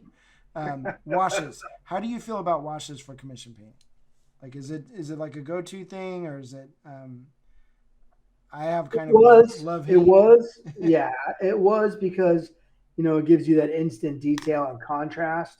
Right. But now I'm like, I use them to build from that point. So I've kind of like a natural progression, like we talked about with like just learning more and more about your paint. Yeah. You kind of realize like with dry brushing and washes, making your own sometimes is even better than what comes out of a bottle. Right. Learning how like, okay, I need pink, I need an intense pink, but none of this is working. Or maybe going outside the box a little bit, like not. Like normally people use a wash for this, but I'm using it for this because it does this and saves me, Yeah, Four like contrast paints it uses a multicolored ink wash. I don't really use them for what they're normally intended Yeah. for, but I don't think anybody is anymore because No, they kind no, of realize those are amazing paints. Like I absolutely love them, but I don't use them for contrast paint. Like it's a, I don't it's a either. tint or actually dark lining with them is great. And I don't normally dark line an army, so it's kind of. But anything that's like a little bit higher detail, oh my gosh! Because before I would dark line and it would take 2 or 3 layers to get it to actually show up, Yeah. Because you don't want to go straight friggin' black or something, or really Correct. really strong color. So you kind of build it up slowly, but contrast paints, like I found that mixing Black Templar with Snakebite Leather makes a really good dark color. And oh my gosh, it like dark lines one shot, and then if you get outside the lines, you can wipe it away with another brush, like kind of the 2-brush blend. And Yeah. it's just amazing. Like It really is. it really speeds things up. And again, like when it comes down to like, time is money when you're commission painting. So you need to speed things up as every chance you can. It depends on the level of expectation. Is Yeah. someone expecting golden demon quality, or are they expecting something that looks really rad and unique on the tabletop, but you're not spending 100 hours? I mean, there's Yeah. that fine point between spending. I mean, I can take every one of these bones and like highlight them up and get every single one, or I can just do an overall feel and have like the flow move between the two segments and bone and whatever the sinew, whatever this stuff is. And then setting yourself up for success always with like, hey, I know I'm going to get to this point, so how do I get to that point? Oh, this like a fire, right? Most people just start with red. I start with white. Like everybody has their own kind of fire recipe. Yeah. I'm very much like I will. I don't do it all the time, but like especially on a new job or something I haven't done very much, technique or whatever, I'll evaluate afterwards. So it's like, okay, did I need to do that many steps? That's always my first question, because if I can cut out a step, it doesn't seem like a lot on a single model, but on 100 models, that's 100 steps. Which could be, if that takes 20 seconds to do each step, I mean, that's a considerable amount of time. So if I can cut 1 or 2 steps out, that's one reason why back in San Diego, when we were doing a bunch of armies and stuff, we pretty much cut out washes altogether. Or we use them for different reasons. And a lot of times they were a last minute tinting, not so much using them as a wash. And the reason for that was it took so long for them to dry that we found that we were sitting around waiting sometimes hours, to be able to do the next step in a project, because you could wash a whole army in an hour or two, but then it would take 4 hours to dry, or sometimes even longer, and because especially if you were heavy handed, yeah, I can see that. So the other thing is if I put a wash on and then had to re-put the first color back on to build back up, maybe I should have just painted it darker red and then put the lighter red on top. Forget the wash. And so there's a million reasons why to put a wash on anyways, but when it came down to like splitting hairs and going, okay, how fast can we go? It was like, cut that one out, Right. No, totally. And yeah, so our another rule that we always had was, if you put a color on and you can't tell you put that color on, it was wasted. That's a wasted step. Agreed. So, if you're doing display stuff, a lot of times you will half step your way up on a color to keep your blend good. Although you're seeing more and more people doing a sketch style first, putting a sketch down where it's really abrupt transitions, and then they're blending it later. So that's viable too. But for armies and stuff and going really fast, you almost need to have a sketchy mentality, so that it just looks good right away. Like every brushstroke matters, and you don't have to do any more brushstrokes. Correct. So it's, if you're going to train yourself to do a sketch, to sketch up like high-end pieces, paint a couple armies and just sketch them. Don't do any blending at all. Just straight color, and I think you'll surprise yourself over time. Like you'll get really good at it. That's what it's all about. And knowing layers, a little color theory always helps. Yeah. Sorry, I should talk this way to the mic. Knowing color theory, and then also natural history, biology helps too. I mean, looking at animals and seeing how maybe like warthogs have their teeth all decayed at the bottom and new growth at top, or horns maybe backwards, growth at the base instead of in the age at the tips. Right. Oh. Just the tip. That's right, Liz. Good times. I keep myself in frame and in focus. So. It's always the hardest part. So like we just talked about washes. I mean, like this little zesty pink thing. So I'll just get a little meow meow meow, a little bit more.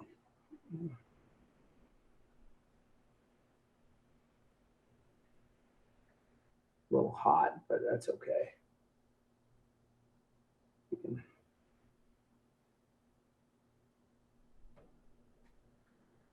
It's funny too, like you'll find, so I was always under the impression when I first started painting that the more time you spend on something is what made it good. Oh yeah. It's completely not right. Well, the illusion of like a golden demon takes hundreds of hours versus like you and I just effing around on a model like right now. I mean, there is logic there. Yeah, there is to an extent, but sometimes quicker brushstrokes give you a different effect. So you're putting in kind of a pinkish wash there, and if you go slower, the paint will release off your brush a certain way. And if you go faster, the paint will release off your brush a different way. Correct. And then if you can do a fast slow motion, it's even another way that it releases. So, which doesn't seem like it would matter all that much, but as you start building up the layers, you start getting a really cool, like sort of modeled effect, that you couldn't get if you just slowly painted the whole thing, or fastly painted the whole. Like it's kind of one of those things where really paying attention. That's another thing I think I learned from commission painting was just paying more attention to what was going on. Especially with my And not paint. worried about it. Yeah, like I'm doing this big old pink throat, right? And I Yeah. know I don't. So I know I'm gonna go back and like mess around with it, but this is like this hot, fleshy pink. Yeah. It also goes to your own style too. I mean, I know where I know where I'm going. I've done this before, right? So I'm not worried like, oh, is that gonna fuck up? No, I'll tone it back. I'll do this. We did a practice session before this, and he painted the whole model. Then we reprimed it. You don't tell everybody what I just did, all right? I have secrets, sir. No, I've got. I know for myself, like with commission painting, I did. I would have certain color schemes that I always used. So talk about like just making fast decisions and stuff. Right. So like a really simple one that comes to mind all the time is power cables on a Space Marine or anything really. Mine are always whole red from Vallejo and then wet blended with like a whatever brightest red I had on top, and that was it. That's a cable. It was like really fast, really effective. Didn't stand out too much, so it wasn't like I had these cables that were taking over the whole show. They just looked nice, and I like even to this day when I'm painting a cable, I'll go for my whole red. I'm like, wait, I'm not doing that anymore. Like, but for commission stuff, it was like if it's a cable, it's whole red. That's it, and it just works. And I find that like for like if you're painting a lot of faces and stuff, like you get those go-to colors. They look good together. They look good not blended together. Like they just work. Some colors work really well, and other colors are like, wow, that's choppy. So those are all good things. Like as a if you're an aspiring commission painter, you start learning those things. You're not going to know them right up front. And that just comes with experience. Correct. Always about building and moving and twisting. Like I made this green, purple, little bit of pink wash. It's really desaturated. It's really weird. I want more green in it. And I don't care. What are you I don't using care for your about washes? Is it spit? Honestly, urine? a little bit of spit, a little bit of urine, some pus. Okay. Can keep it thick. Honestly, I just use AK's acrylic thinner. All right. I use any of the thinner mediums. It doesn't really. They all the Doesn't same. matter. Like Yeah. Lamy and medium or Yeah, it doesn't matter. It's all the same. Yeah. I mean, they're just different gel consistencies, but so it doesn't matter. And then right now, like I just made this kind of weird. I don't know what it is. I'm gonna try it. It's just like kind of plummy, icky purple. You ever kind of wet blend different washes together? Like All the kind of time. put that one on one side and then have another one on the other side, and they kind of Yeah, wherever they touch, they just kind of automatically blend themselves. I love that. Yeah, I do that all the time. It's really cool. And then you kind of have this like, how do you do that? You're like, I don't know. Yeah, I have no clue. You gotta pay for it those just things. happened. Yeah. So I'm working on this project again that I can't talk about, but I'm making sandstone, and I finally like when you're searching for the like a certain color, like you have some concept art in your or whatever, and you're Right. just trying to nail a particular color, and it's a weird color. So sandstone is kind of a weird color when you really start in the art I'm trying to match is even weirder. So it's like, oh come on, But I finally got it. I got to where I was like, this actually looks pretty good. It's not exact, but you're never going to get exact, And then I was like, how the hell did I make it? Like, it was this whole process, And it was kind of No, back and totally. forth. But I think I wrote most of it down. So we'll see. No, totally. Like right now, I'm making some kind of green bile, like acid bile, like it's in his gut. So I'm taking the brighter green and using the wash, and then doing exactly what we talked about. Yeah. I'm blending on the model, and then like, it's too much. Let's see what this yellow does. I don't care. It's the back. No one's gonna see its butt. Yeah. But if I love it, then I can push it through on the arms. Yeah, make that shit Yeah. dusty, dude. And you can always cover it up if it's just whatever. But Yeah. that's another thing. Like sometimes you got to look at a model for what it is, you know, and it's like, okay, those are interesting, but they're not the main interest of the model. So you don't have to make it. That doesn't need to be your golden demon entry, you know, Right. the gut plate, you know. So a lot of times, like, and we did this a lot back in San Diego. Well, I do it now, even now, is we would paint things to go away. So one thing that I've noticed when you're painting miniature or any kind of painting is as colors desaturate, they become less interesting. Yes. So desaturating with black or white.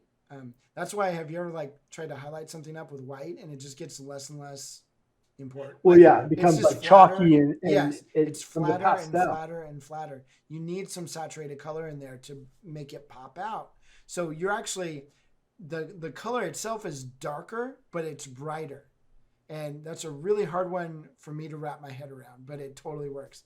So we would paint things to make things go away. They would get we'd have more brown shadows and black shadows, basically. So it would just get darker and darker. It might have the same amount of detail as everything else, but it is definitely darker and more desaturated.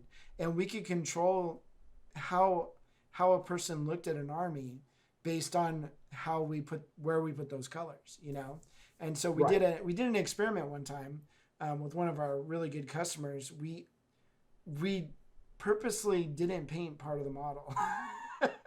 It was basically base coated like a dark brownish black in areas, and we painted the crap out of the rest of the model. And we came up, he freaking approved it. Like it was like he was like, "This is amazing." And me and my friend were just sitting there going, "Oh my gosh, half the model's not painted."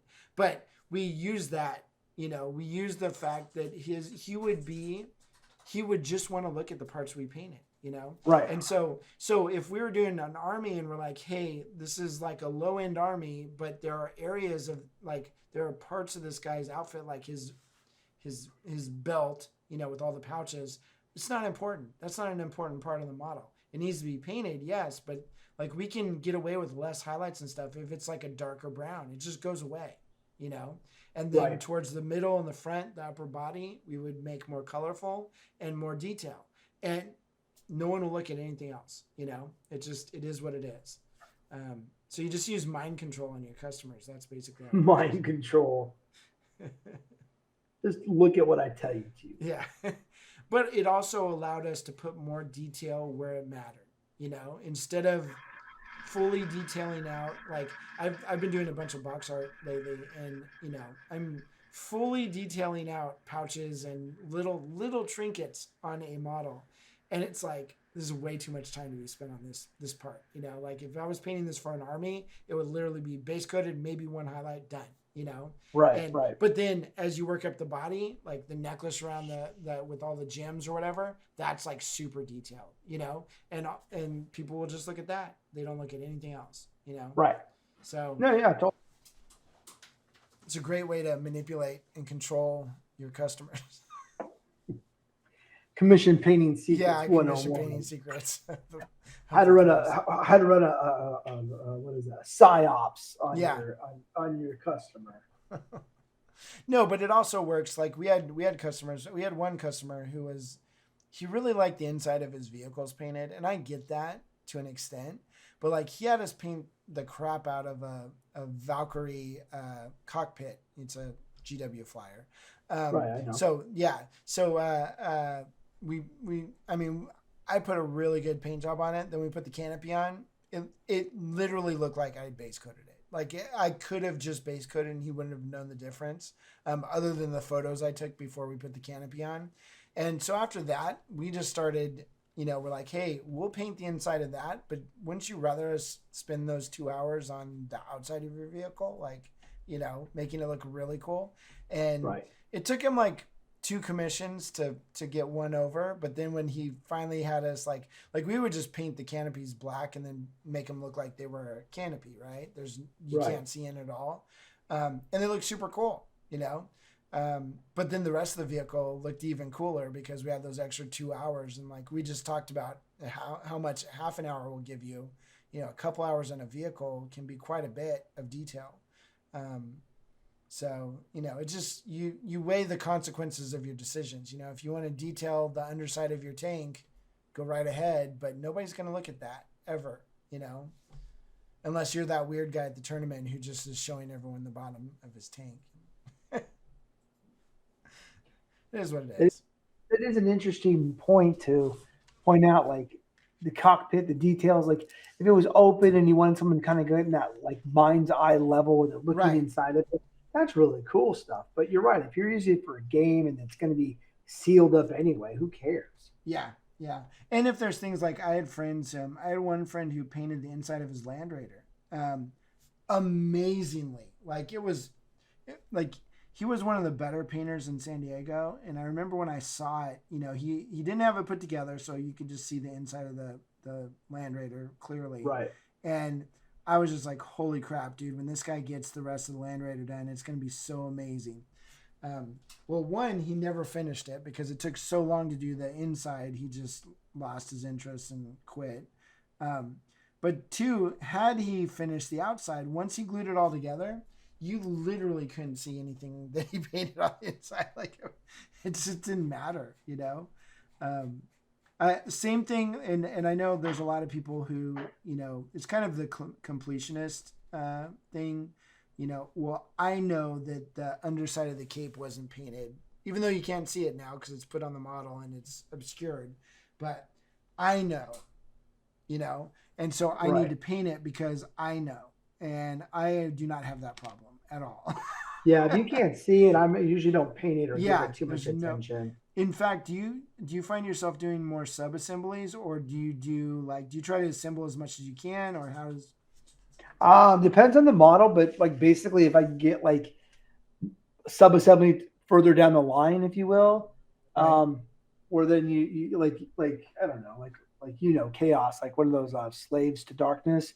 Like Right. you glue them down to the base. I don't like hold them up or they get they're all black and then top down kind of work on. So Yeah, I'm definitely the same way. I think probably the more like the full time commission painters are probably more in that boat for sure. Like they just don't care. Like there's no reason to spend time in there. right. I get if it's good for your head to do that, but honestly, like I had one of my my new friend here in Augusta, um, my only friend. He sent me a message. He's like, "Hey, I just got the new Ingron model. You know, should I do sub assemblies or should I just assemble the whole thing?" And that's when you say I was like, I that's don't know. $50 for that fucking tip. Yeah. Let me tell you something, buddy. Yeah, dude, I don't get no freebies. He came over and he bought a book and 2 airbrushes and I sold him. We're friends now, so you can't charge me. Yeah. You can't charge me because we're friends. And he's probably watching right now. Probably. No, I mean he's a great guy. And they were good. It was good stuff. He was gonna go out and just pick up Good some, recovery. Yeah. Like I just sold him a bunch of crack, basically. Yeah. I think I've sold him enough things. I was like, this is starting to feel weird. I get it. No, but he's got 2 good airbrushes and he's got a book that's, you know, I mean, obviously fantastic. It's my book, right? If you don't say so yourself. But yeah, he was asking about Ingron, and I like honestly, I know the model's different now than the one I was thinking about. The Forge World one definitely put the whole thing together. Why is that? But yeah, I kind of, you know, I look at models and there was a couple that I did recently for box art that I really regretted putting the whole thing together. Let's put it that way. I was like, holy crap. Because, you know, like models are getting more complicated. And even on 3D print ones, sometimes you don't even have the option. The whole model prints out. It's like really hard to get to an area, but you can fully see that area. No problem. And you're just like, son of a bitch, you know? So if I know it's a very visible area, I will probably leave that part off. But I find that getting my lighting set up with my like a Zenithal Prime and stuff, I would much rather have the whole model together because otherwise something's always wonky at the end, you know? Yeah, just the lighting's a you little bit can- off, or whatever. So, Yeah, I could see that. but then if I don't have to paint the underside of a cape or way down into the armpits, I'm very happy. Yeah, I just go black for the armpits and. Rob! Whoa! Ooh. Liz just screamed. Sorry. Scared. Rob is here. Oh. He said, I heard someone said Ingron? I don't know what he said. That's it. We're talking about your Angron model. Whether you should put it all together or not. But yeah, so it's a catch-22. Sometimes you do, sometimes you don't. It is what it is. And I think some of that is if you're worried, don't put it together. You can always blue tack stuff together, at first. But then I think usually as you start painting, you're like, these parts could all be together. Like, there's no reason this thing should be apart, Right, right. Which in that case, you could glue it together right then. Like, and there's nothing stopping you. But like I said, usually on armies and stuff, I just glue everything on because anything that can't be seen very well is probably just going to be in shadow anyways. And I need to finish the army. That's the other. And this is that Dark Elf army. Well, any army really, but like I'm doing a Sisters of Battle army right now, and they're all, except for like a couple of the leader models that it's just too many models on a base to paint all together. Like they'd just be in the way, I left those apart, but everything else is fully assembled. Except for the tanks. The tanks are another one where like I leave all the guns off. And then if there's any weird, like if you're doing Night Titans or whatever, they have all the armor plates that go over the skeletal body. I leave all the armor plates off because it's 1,000 times easier to paint that stuff when it's separate. So again, it's just like whatever's easier. It really comes down to what's easiest. Right. It's all about. It sounds super lazy, but it's not. It's like economy of motion. It's efficiency. Don't make decisions that cause you to paint longer on a project. Unless you really, really, really want to. Question. No. Well, Rob said hi to both of you and said, "How are you doing?" Hey, Rob. I'm doing great. Hello, Rob. I'm fine. Thank This you. is Ian. He's from California, which makes him a badass. Okay. Something like that. Something like that. He's got metal business cards. He's super cool. Gosh, that's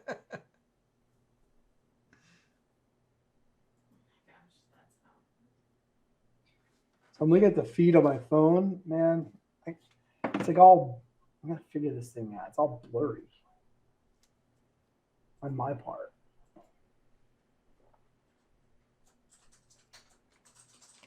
Like it doesn't know how to focus. I kind of can't super tell. Like I can see what you're doing. But It's all blurry. I'm clean, but this is blurry. I don't know. It's weird. It doesn't matter. we'll figure it out. He said, "What are you painting, Ian?" I'm painting a monster. It's called the Jailer. It's from Bistorium Models. They do like my mini factory kind of setup, and it's called the Jailer. Oh, so is it like a company that prints a lot of different company stuff, or is it just like No, it's like a Patreon that they do their own thing. I don't know if they're commissioned to do other people's stuff, but they obviously do their own. Okay, so we might as well just cover all of commission business in our first show. so you mentioned 3D printing. I have 3D printers. How much does that factor into your commission business? Do you find yourself using that technology a lot, or is it like the fun little hobby on the side, or how, like, who, what, how? Go. It's invaluable because if you're a one-stop shop, you can charge extra for it, and on top of that, you can go ahead and make sure that you have quality control the whole way through. You know your resin, you know your UV, you know your machine, you know everything. So when I get like things from Critical Role or WizKids or whatever it may be. I get the file. I get to play with it. I get to see what the support's Yeah, going you to don't I end can up with find someone all that. else's crappy print Right. or cast. I've had to do that too. I've had plenty of those. I've had one so bad that they split and they're just shit. And I go buy the model and just reprint them out and just turn them into the customer like, yep, that's fine. And they don't even notice how crappy their originals. They never do. That's awesome. What about you? Yeah. So I got my first 3D printer a couple years ago. Mainly, it was all my private coaching students had 3D printers, basically. And I was the only one. They're like, dude, you got to do this. Like, this is really cool. And, I'm like, and I was under the impression, like, what the technology was like 3-4 years ago? It was it was garbage. Yeah. It was garbage. So you had the mono came out, but it was still like 2K and it was all 2K. Which on a bigger machine is like 1K or less. Like it's like, you just see step lines everywhere. And so working in the industry, I get a lot of 3D prints from companies. So, I'm doing box art well ahead of, well, same with like WizKids. You're not doing the box art and then like 2 weeks from now, the box comes out. It's like a year later, right? Like it's it's way down the line because there's production and all that stuff. So I would get these 3D prints from like supposedly the best, because there wasn't a lot to choose from for these companies, it's just and they were horrible, man. Like, I would almost, my eyes would twitch when people would be like, oh yeah, we're sending you a bunch of 3D prints, paint the crap out of it because it's going on the box art, and then I get it. And like, talk about layer lines. Sometimes it was like cracked layer lines, like, or the layers would shift from like horizontally. Yeah. Like not even vertically, like a vertical layer line's bad, but just imagine horizontal ones where like, the face is kind of wobbly. So I was dealing with stuff like that. So when, when my students and stuff were like, hey, you got like, when are you going to get 3D printers? They're pretty cool. I was like, yeah, I don't, they're just still not there. Well, then I think when I was finally ready, 4K had just come out. Frozen jumped the shark. Like everyone else came out with the 2K mono and they're like, hold my beer. Here's a 4K mono. So that's right. No, they've always been the first one to come to market with stuff. Yeah. Elegoo like accidentally released press on it. Their Mars 4 is going to be DLP. It's like 6K DLP, which is like 12K regular. It's like way better. So I think when it got to 4K, I was like, I can deal with the minimal amount of layer lines on it. Like it would be in a weird spot on the model, but the rest of the model is perfect. And no mold lines, you got to clean up the supports. Yeah. But if you're careful with that, even that's not that bad. Like, where the supports were, like, just look where those supports were supposed to be. And like, just amazing. And also like the level of detail they can get and, dynamic poses and stuff. It was just pretty cool. And then I also started learning how to sculpt in 3D because I wanted to make my own bases and dioramas and stuff. So basically my 3D printer at first was just for me making my own dioramas. And, I kind of went down that rabbit hole of, checking out different companies and Archvillain Games and Mini Monster Mayhem and like all those fantastic artists making cool stuff. Yeah. Seriously fantastic stuff. Raging Heroes had, I think it was 2 years ago, they had their Egyptian theme. Yeah. Freaking amazing. Like, oh my gosh, even to this day, like if I just want to be happy, I print out one of their figures. Don't even paint it. I just print it out because they're beautiful, So anyways, I started doing that. And then at a certain point I was like, I think I've got the supports down to an extent, because that's another thing. Like if you don't know how to do supports, I don't care if somebody sends you an STL, it's going to be crap. Like it just 100%. You got to know what you're doing. Again, it's like a hobby in and of itself. It's like we had to learn how to paint. We had to learn how to airbrush. We had to learn how to take photos. Now you got to learn how to 3D print. Now you got to learn how to support. Like it's just one thing after another. But I think the payoff is huge, And so I started offering to some of my bigger customers. I'm like, hey, if you need me to print the figure, it's this much per print. You'll get the best resolution And I found that with, like you said, when you control it, I mean, sometimes, yeah, it is shit. Like, you're just like, wow, this is a horrible print. But at least Right. you know what to do to change it, you know? But I was finding that I was getting even better prints than the ones that were being sent to me by these big companies, you know? And that's cool too, because now my job's a little bit easier because I'm not trying to clean up some wonky thing, you know? Well, they would be printing it in like 0.5, all the standard stuff, and you can go down to like 0.25 Yeah, and no, get thinner layer I'm lines. 0.2 on everything because it's like, why would I even bother, you know? Right. On something like that. Now, if I'm doing something else, 0.4 is fine. Like, prints a lot faster. It does, and it depends on what it is. Yeah. When I did Ukatoa, I did it on my 4K Saturn, Mhm. and I did it at 0.25, and it took 15 hours. But I had to make it on point. That was a Yeah. big Well, and deal the thing project. is, I look at those like, and when I first got the machine, that was very hard for me because I'm like a very much like, I want it now. I want to push play. 5 minutes later, it's done. We're going. It's like Star Wars or something. But Right. I learned that, like, okay, so I'll push play at night, like right around dinner time. Tomorrow morning, it's ready to go.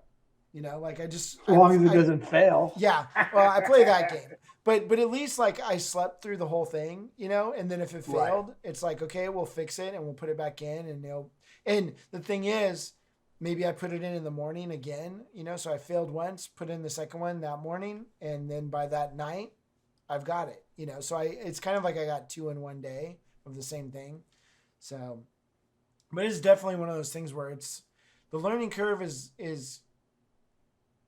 infuriating sometimes. It can be. Because it's like sometimes like you did the exact same thing and it didn't work, and you're like, why didn't it work? But there's always a logical reason, kind of. Right. I've been having a weird thing lately where it'll put objects where they're not supposed to be. So like I've been helping a lot of Games Day projects lately, Golden Demon stuff. So, because I have a bigger printer now, and so everyone's like, "Hey, can you print out my backdrop?" It's like, sure, let's do it. It's like having a pickup truck. Everybody, everyone wants to ride, But it's cool. I love being a part of that stuff and part of their process and everything. I can be like, I printed that. Not that it matters, but it's just cool being part of it and helping them get ahead is cool too. Yeah, man. But I was printing these pillars out. It was like they had big ultramarine symbol on the front, and so it's this pillar that a statue is going to be on top of.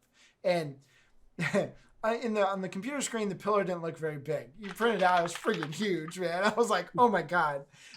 So I hollow it out, and I had pins because the pillar sits on top of a staircase, and the staircase has these pins that go up, so it's going to fit right on top of that. Perfect, right? Except that in the middle of where that pin's supposed to go up, there was just 15 sheets of flat that just covered the hole. Like, where did that come from? Like, we just cut it out. I mean, we're hobbyists, so It didn't matter. But it happened twice, and like I actually redid the whole thing, like the whole STL file, like kind of from scratch again, and and it still put that in. I don't know why it did that. Like it's like phantom geometry, basically. Sometimes, or you get the plugs that like you hollow out something and the plugs get printed out. Sometimes it's weird. Yeah, that's and that's one where like I used to have that a problem a lot, and then I pushed the little button that said don't print the plugs. But hold on, I'm gonna actually show you some of these phantom lines. I'll be right back.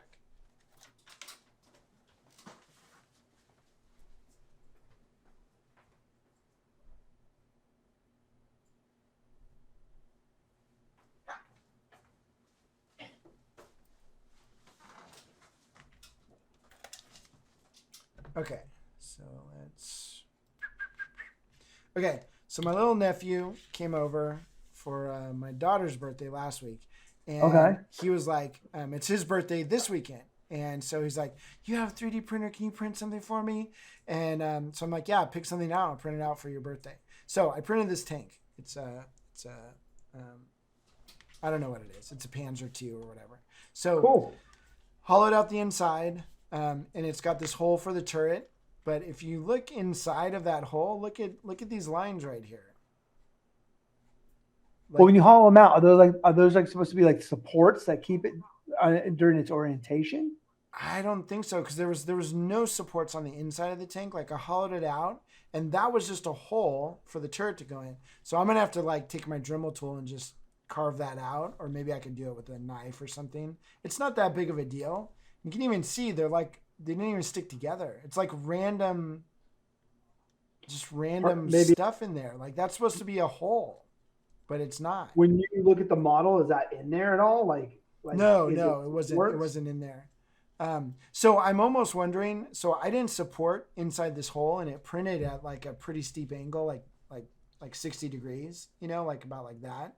And Okay. so I'm almost wondering if I should have put some supports inside that hole.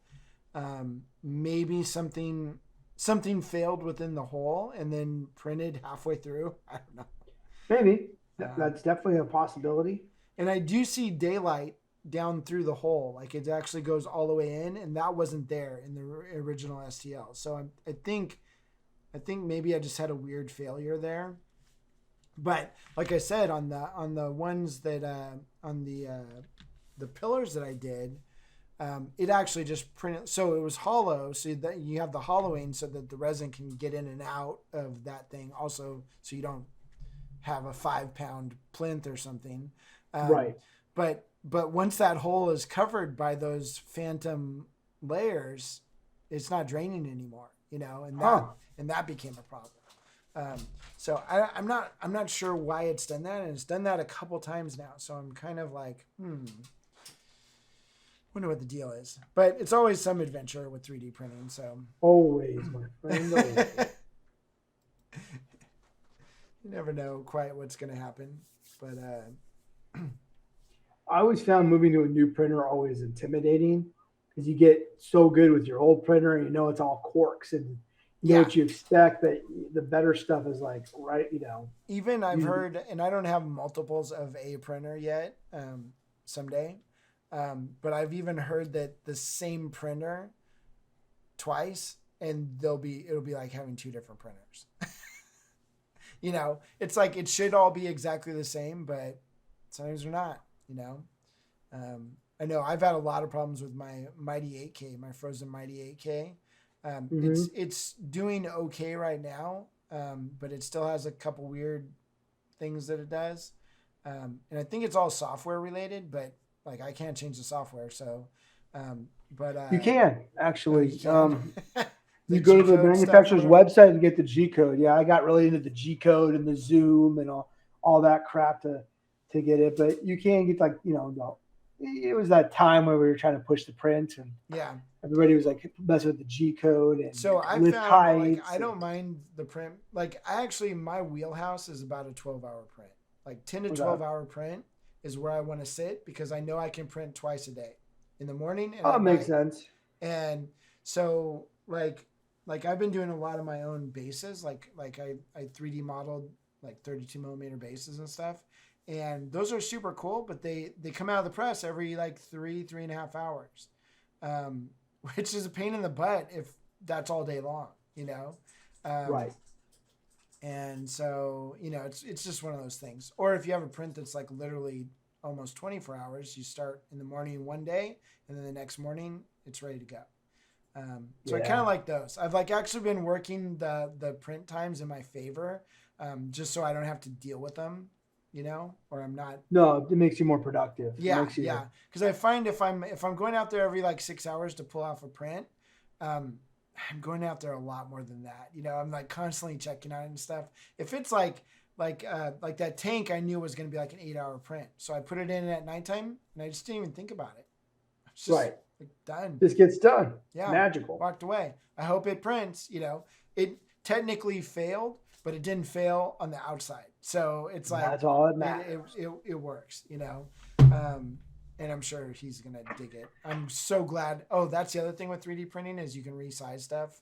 Yeah, that's great. So I isn't it? printed that. It basically was made for like Flames of War scale, so like 1/72 scale, and I put it at 150%,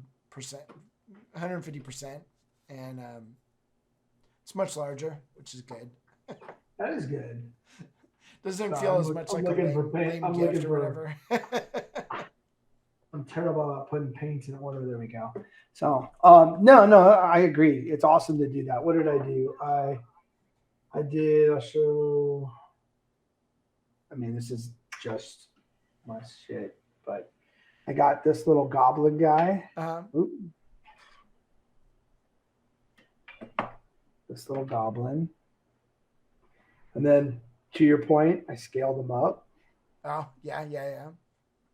All right, and then scaled them up one more time.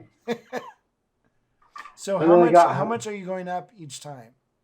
50 to 100%, and then I got this Mama Jamma. Okay. So it's like 50. Sometimes I'll start like at 100%, and then I'll go down 50%, 25%, and then I'll go up in 25% just to get the scale right. Right. And then once that happens, I can like just narrow it down. Like, So which way are you going? Are you starting with the big one and making it smaller, or wherever it's at 100, and then I go up and down from there. But whatever it pulls whatever in, was like the these, original size? So right? are the supports and everything scaling as well? Because No. I did that one time on a Archvillain Games model. It was like pre-supported, and I'm like, I'm just gonna blow it up as big as it will go. And my supports were huge. On You that get these model. like Yeah, you because get they got bigger too. You know, like Right. everything gets bigger. Right. And I mean, it was No, cool. I It know. definitely printed fine, but it was like no. I saw to get it off. Right. Yeah. I'll just scale the model, then I'll support the individual Support ones. it again. Yeah.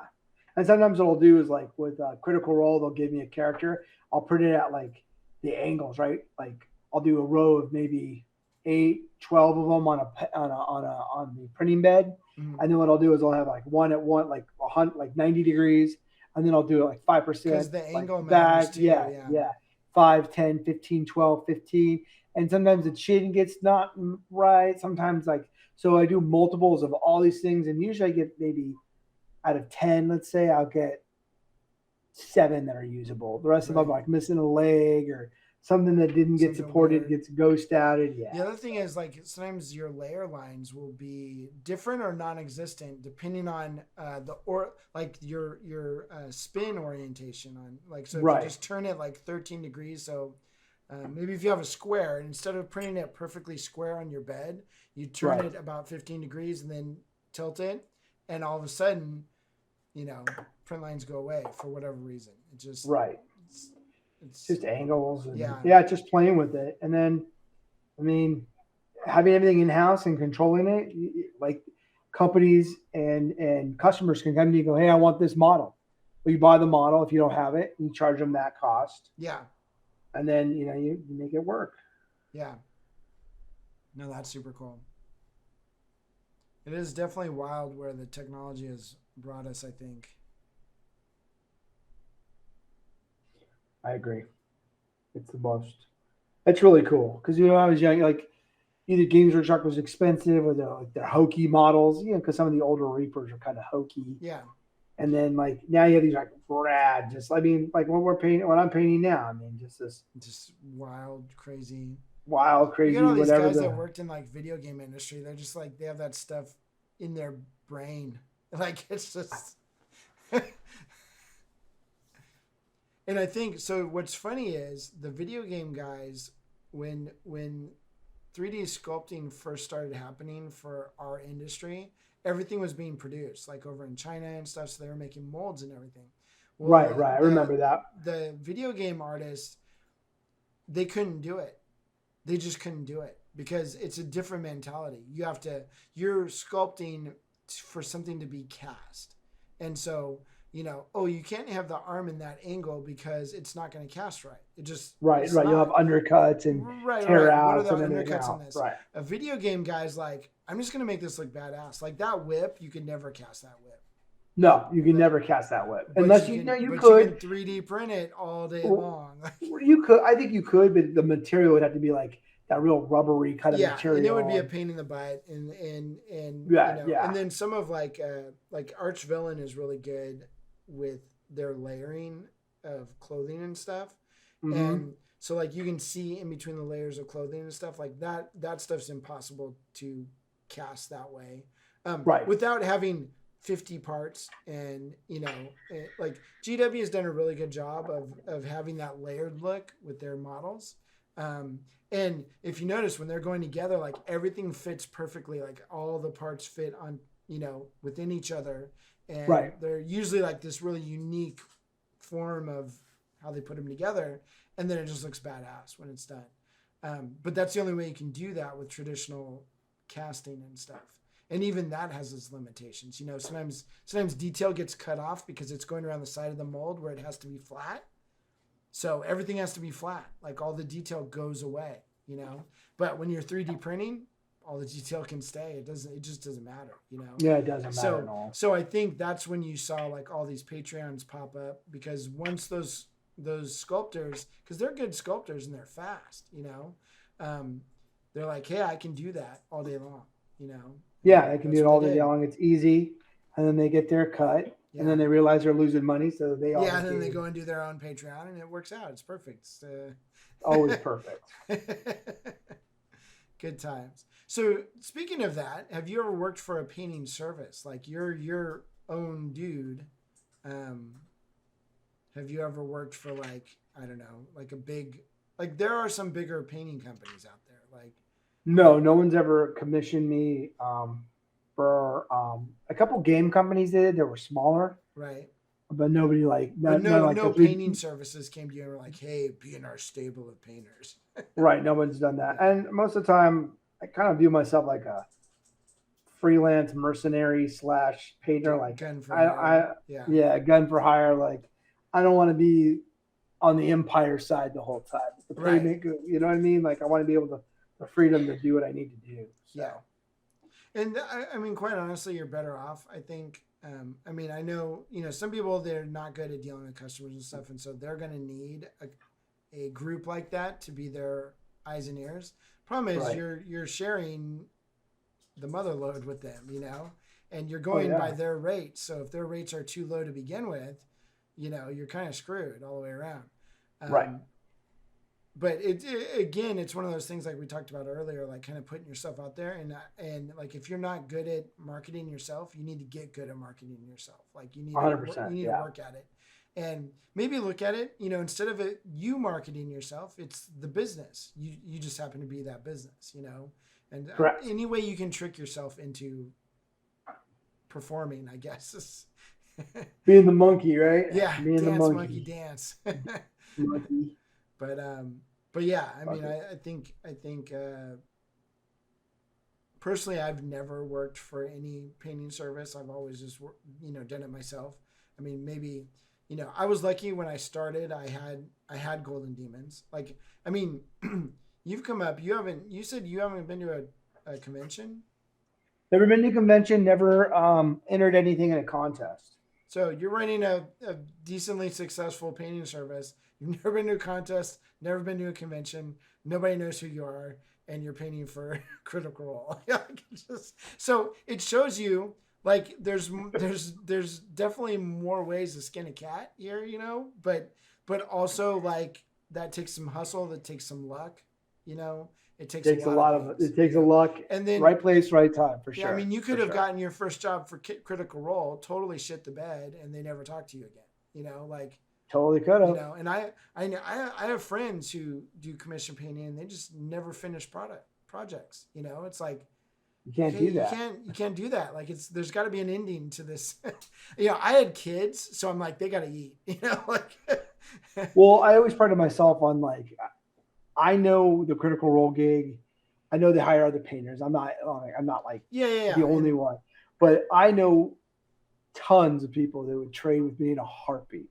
Yeah. So I have to look at it for that free way or something. Right. Like anything to get in the door, even just to meet them, Yeah. like that's their thing. And I grew up in Los Angeles. So my parents are in the entertainment industry.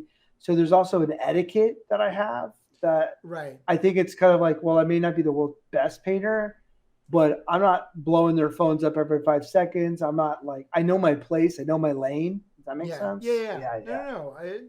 You're just like a dude. I'm just a Dude dude. playing a dude, trying to be another dude. Because the dude is a man. No, I know exactly what you're saying. Like I paint or I've painted for George R. R. Martin, and Right. here's a funny thing: I didn't know who he was. That's what makes it even like honestly better. Yeah, and my buddy's like, hey, this guy's gonna be emailing you, like it's George R. R. Martin. And I'm like, okay, like Like who the fuck's why does he that? have two middle initials? Like I don't understand, and then like, oh, come to find out he's got a book. Okay, he's got a book. Like whatever. He's a nerd writer. That's not a big deal, right? Yeah, he's on HBO and like it's like what? but It's kind of similar with the Critical Role. I'd show up to the studio and after my day job, right, I'd show up around 3:30 because it was in the same city. yeah, And I would show up and I didn't realize a room full of heavy hitters and voice acting. I had no clue. yeah. Here's your models. Yeah. Like And you're talking and they're about your like, garden or something at home. yeah, and yeah. But They're you know looking what's at me funny like, is it makes them like. I mean, I know there's just certain people out there that are just like, yeah, treat me like a god or whatever. Most people Right. just want to be treated like a person, And not I me. think I if you don't, like a god. yeah, if you just treat them normally, like I think it's different. Like you're just their friend or whatever, And so like with George, it was funny because I would see him like he would. I mean, he had like at one point had like 40 or 50 painters painting for him. At like Right. between $200 and $1,000 a pop. Like that's a lot of money going out, but there's a lot of money coming in. He probably charged that shit to HBO. You kidding me? He's Yeah, probably in yeah. his contract. Yeah, exactly. Whenever I want in these miniatures, as long as they're fantasy, Yeah, you guys put need the to pay for it. bill. So he like, oh yeah, $1 million for this 1-inch miniature, no problem. Yeah, no big deal. But he also wanted to give back to the arts and stuff, which I always thought was a really cool thing. He just happened to like end up with a really cool collection. But his whole thing was he wanted to play with them. Yeah, I mean like war games and stuff. He's a war game guy. I think. So like, just imagine, you're like, hey, I'm gonna have Marika Reimer or Jen Haley, two of the top U.S. painters out there. Yeah, for sure. I want them to paint me these models, and then I'm gonna play with them. Like paint a competition level model, and then I'm gonna and he wouldn't play with them, but he had dioramas like if you went through his house, he had one house that was dedicated to the miniatures, and it was his work house basically, so nobody lived there. Every drawer, every cabinet, every nook and cranny of that house, you opened like a random pantry drawer, and there was miniatures in there, and from some of the best painters in the world. No lights, nothing, just a drawer full of beautiful miniatures. And then you'd have he had a closet that was a jousting arena that he commissioned like a full jousting thing. He had like the grandstands and everything. And then every time we went there like 2 or 3 times. Every time I went there, it was a completely different scene. So I think in his in his off time or whatever, he would just go in and he would make a new scene. And Good for him. Sir George is fighting Sir Johnson or whatever, I don't know. But it was kind of cool, so like the collection would change every time you went. Obviously new stuff would come into the collection. And he had like thousands of models, like in all top tier paint jobs from all over the world, which was really cool too. But one of his things was, since he's going to be playing with these things, making dioramas and stuff with them, they just needed to be on the gaming base. Like he didn't want, what we do in the hobby, like everything's on a plinth and it's like this amazing story. Right, very presentable. He's right, like, I want a Space Marine on this 32 millimeter base. That's it. Like that's what I want. And a lot of painters couldn't wrap their head around that. They're like, okay, you just called me up. I'm like, I've won Crystal Brush or something. I'm going to make something super badass. Plus, I'm super honored to be doing something for you. Right. I'm going to give you the best thing I can make. And George is like, oh, I want the best paint job. I just don't want the best base. I just want a normal base. And people couldn't understand that. And so, like, I did pretty well. I probably got like 50 or 60 models in his collection. And it was like, I'd paint the crap out of the model, but the base was always just a regular gaming base. It was just standard. And it couldn't be too crazy because it had to fit into different scenes, It just needed to be like grass and some tough grass or something, Right. He wanted just a basic one, so I mean, you it could play wasn't with it on like different. so. It wasn't like early '90s GW basic where it was just like Goblin green. goblin green on top. It was like a nice base, but they were just simple. And I remember one of my friends, he was like, he didn't know the deal, So George had him. He commissioned up a bunch of models, and he made just amazing little diorama vignettes. Fired. And we were at George's house, and he's like, "Yeah, I just got these in from your buddy. Maybe you could have a talk with him." And he's like, "I don't want this." Oh my god. I was like, Poor guy. No, but the thing was, like, he was like, he wasn't gonna make him repaint it. He paid for everything. Like, it was cool. Like, it worked in his collection. He just couldn't play with it, And so I was like, dude, next time you do something for George, just put it on a regular base. He's like, what? What are you talking about? Like, I want to give him the best. He's like, but this is the best for him. Like, he just wants to play with it. What? He's going to put this, $500 paint job on something and you're going to play with it. But that's what he wanted to do, And like, yeah, that's all he wanted. So actually, it was pretty cool because like he had dioramas of just people eating in a castle. So he commissioned people to make 54 millimeter food to fill the tables and stuff. And then he had them make tables and all that stuff. This was pre 3D printing, really. So it was all hand done. Like now, I'm like, shoot, if I had known that now, I'd make him all that stuff. Like, that'd be cool. We just print it out and it'd be perfect, Yes. Although I should offer that to him, shouldn't I? There you go. But yeah. So like he had like, it was like, the royal court or something. Everybody's eating dinner. And that would change. And that was like in a linen closet. So there was no lights in there. It was just like, he would have the different shelves where he'd normally put towels and stuff. It would be like, this is the inside of a castle. The next shelf up was something else. It was so crazy. That was cool though. But what things you can do when you got money and you're a nerd, Like, yeah, man. I would do the same thing for sure. Except I'd put a full diorama in my dishwasher or something. That'd be cool. Well, like this thing's supposed to just like this thing was supposed to just fit in there and it doesn't. So now I'm like trying to gently wiggle it in. It's so brittle. It's probably gonna smash, but because it's just weird. But I can fix it. I guess. I wonder if you could like Dremel tool out the inside of his stomach or something. That's the one thing like with the 3D prints. Like, you can almost like take this off. Just like sand it a little bit, or you could just put it in and putty around the outside edge. I think what I'm gonna do is just cut that little tab off and look it. That's one thing I've noticed with 3D prints. They will always swell a little bit, and you can get rid of that by curing them exactly right. But then a lot of times your supports fail. So it's like I do two things. I either, if I know this piece is here, and then I'll take it down by 1 or 2%. So it's a touch smaller, and you can't tell it, and it just slips right in. Or two, I'll glue the whole thing together, and then I let the then I cure it after that.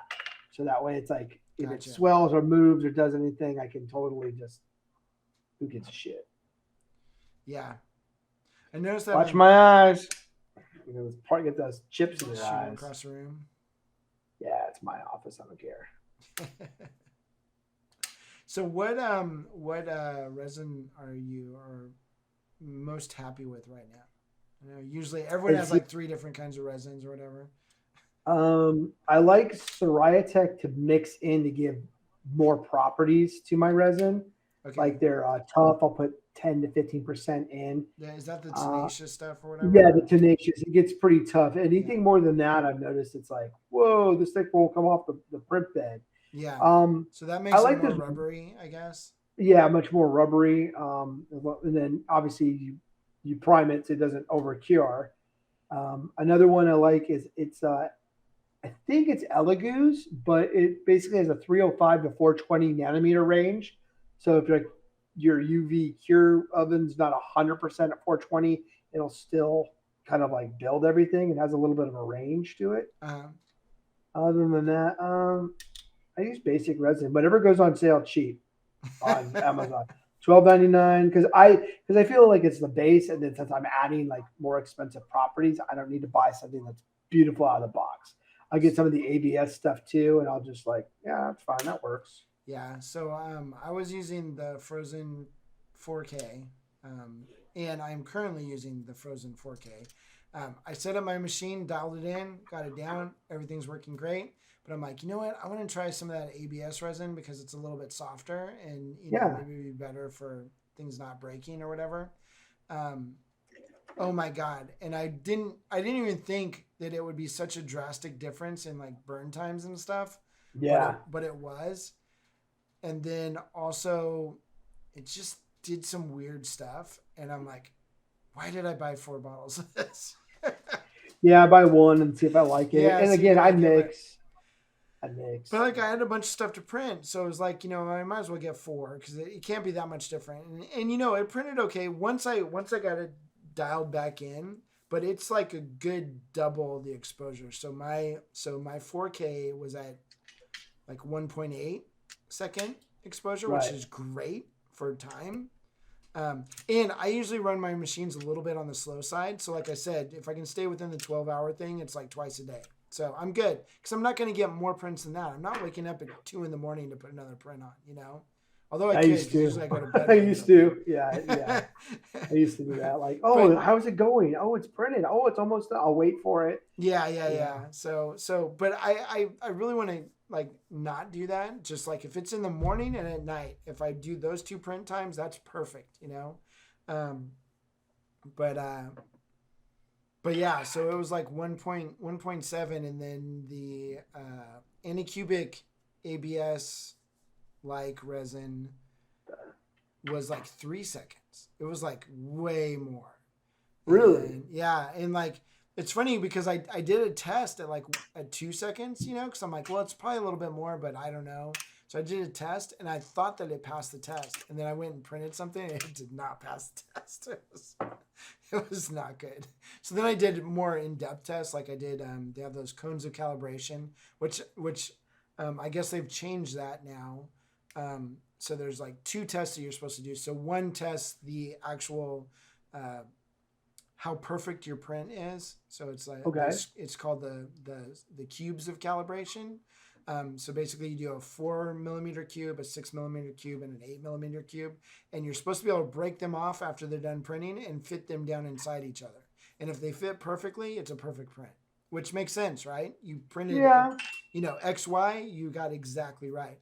Um, but then you do the cones of calibration, which is like a stress test for your supports, and if you pass, so if your print's perfect, you probably won't pass the cones of calibration. So the support test, which means you probably have to make bigger supports. So, and until they can actually change your support settings, which I know that Lychee supposedly can do now, like you can have your supports burn for longer than the print, which would be Huh. awesome.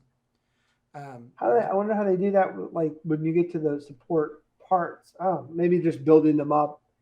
That makes Yeah, sense. because the machine will know Map where the it. supports are, right? And Right. They're mapped. Right. if that STL of the support is at 3 second burn, and then your actual image is at 1.5 to get the best detail, but then your supports are solid, And I think I've noticed when I try to get really fiddly with how detailed I can get on my print. Mhm. Usually my supports start doing the bungee thing. Like you'll look at it when you're cleaning the model off, when you're cleaning the resin off, and you can see the supports have all stretched. Right. Right. That's not good. That means your whole model has stretched and moved back and forth, which means you might have some layers thicker or thinner than they should be. True. So, it's just one of those other things. But the problem is like Lychee is not Chitubox, and Chitubox and Lychee are not friends. And No, they're not. They're frenemies, man. they're frenemies. So like, you know, the Chitubox main boards are like, oh yeah, we take Lychee files. You know, the Chitubox Lychee files, but I don't think they're the same. Like They're not. because there's weird stuff happens when I print through Lychee. I have to save the STL in Lychee and then move it over to Chitubox to slice it. So Yeah, it's I mean not it the is what same. it is, but It is not the same. that looks like Oh. it's fitting way better now. Yeah, it still has this gut problem here where it should slip in more, Yeah. and then it should have like obviously here. Oh, that fucking sucks. And then and then like the cage should come more this way. Well, I'm not even on camera. Yeah, And the cage should come more this way. gotcha. So it's just, fiddle diddle. Yeah. But the idea is there. It's cool. Yeah, I found that Aves Epoxy Sculpt has been my friend especially on commission jobs. Yeah. Because it's like it's a putty that thins with water, so you can like sort of shove it in a gap, like real rough, and then take a wet brush and smooth it out. Perfect. And I like that. That's quick. I just, if I just had like a better standing, more rough standing stick, I can take this down quicker. But I think I'm going for it. I'm gonna work on it later. Yeah. Yeah, man. Just gotta. Basically, that's it. Cool beans. Well, we are Beans, hitting which up are on the cool. 3 hour mark. I think that will probably be good for our first. I think first so little show too. here. I had a think good so, time. too. I don't know about you. I think it's time. but, Yeah, I'll date you again. I'll ask you out yeah. again. No, very cool, very cool.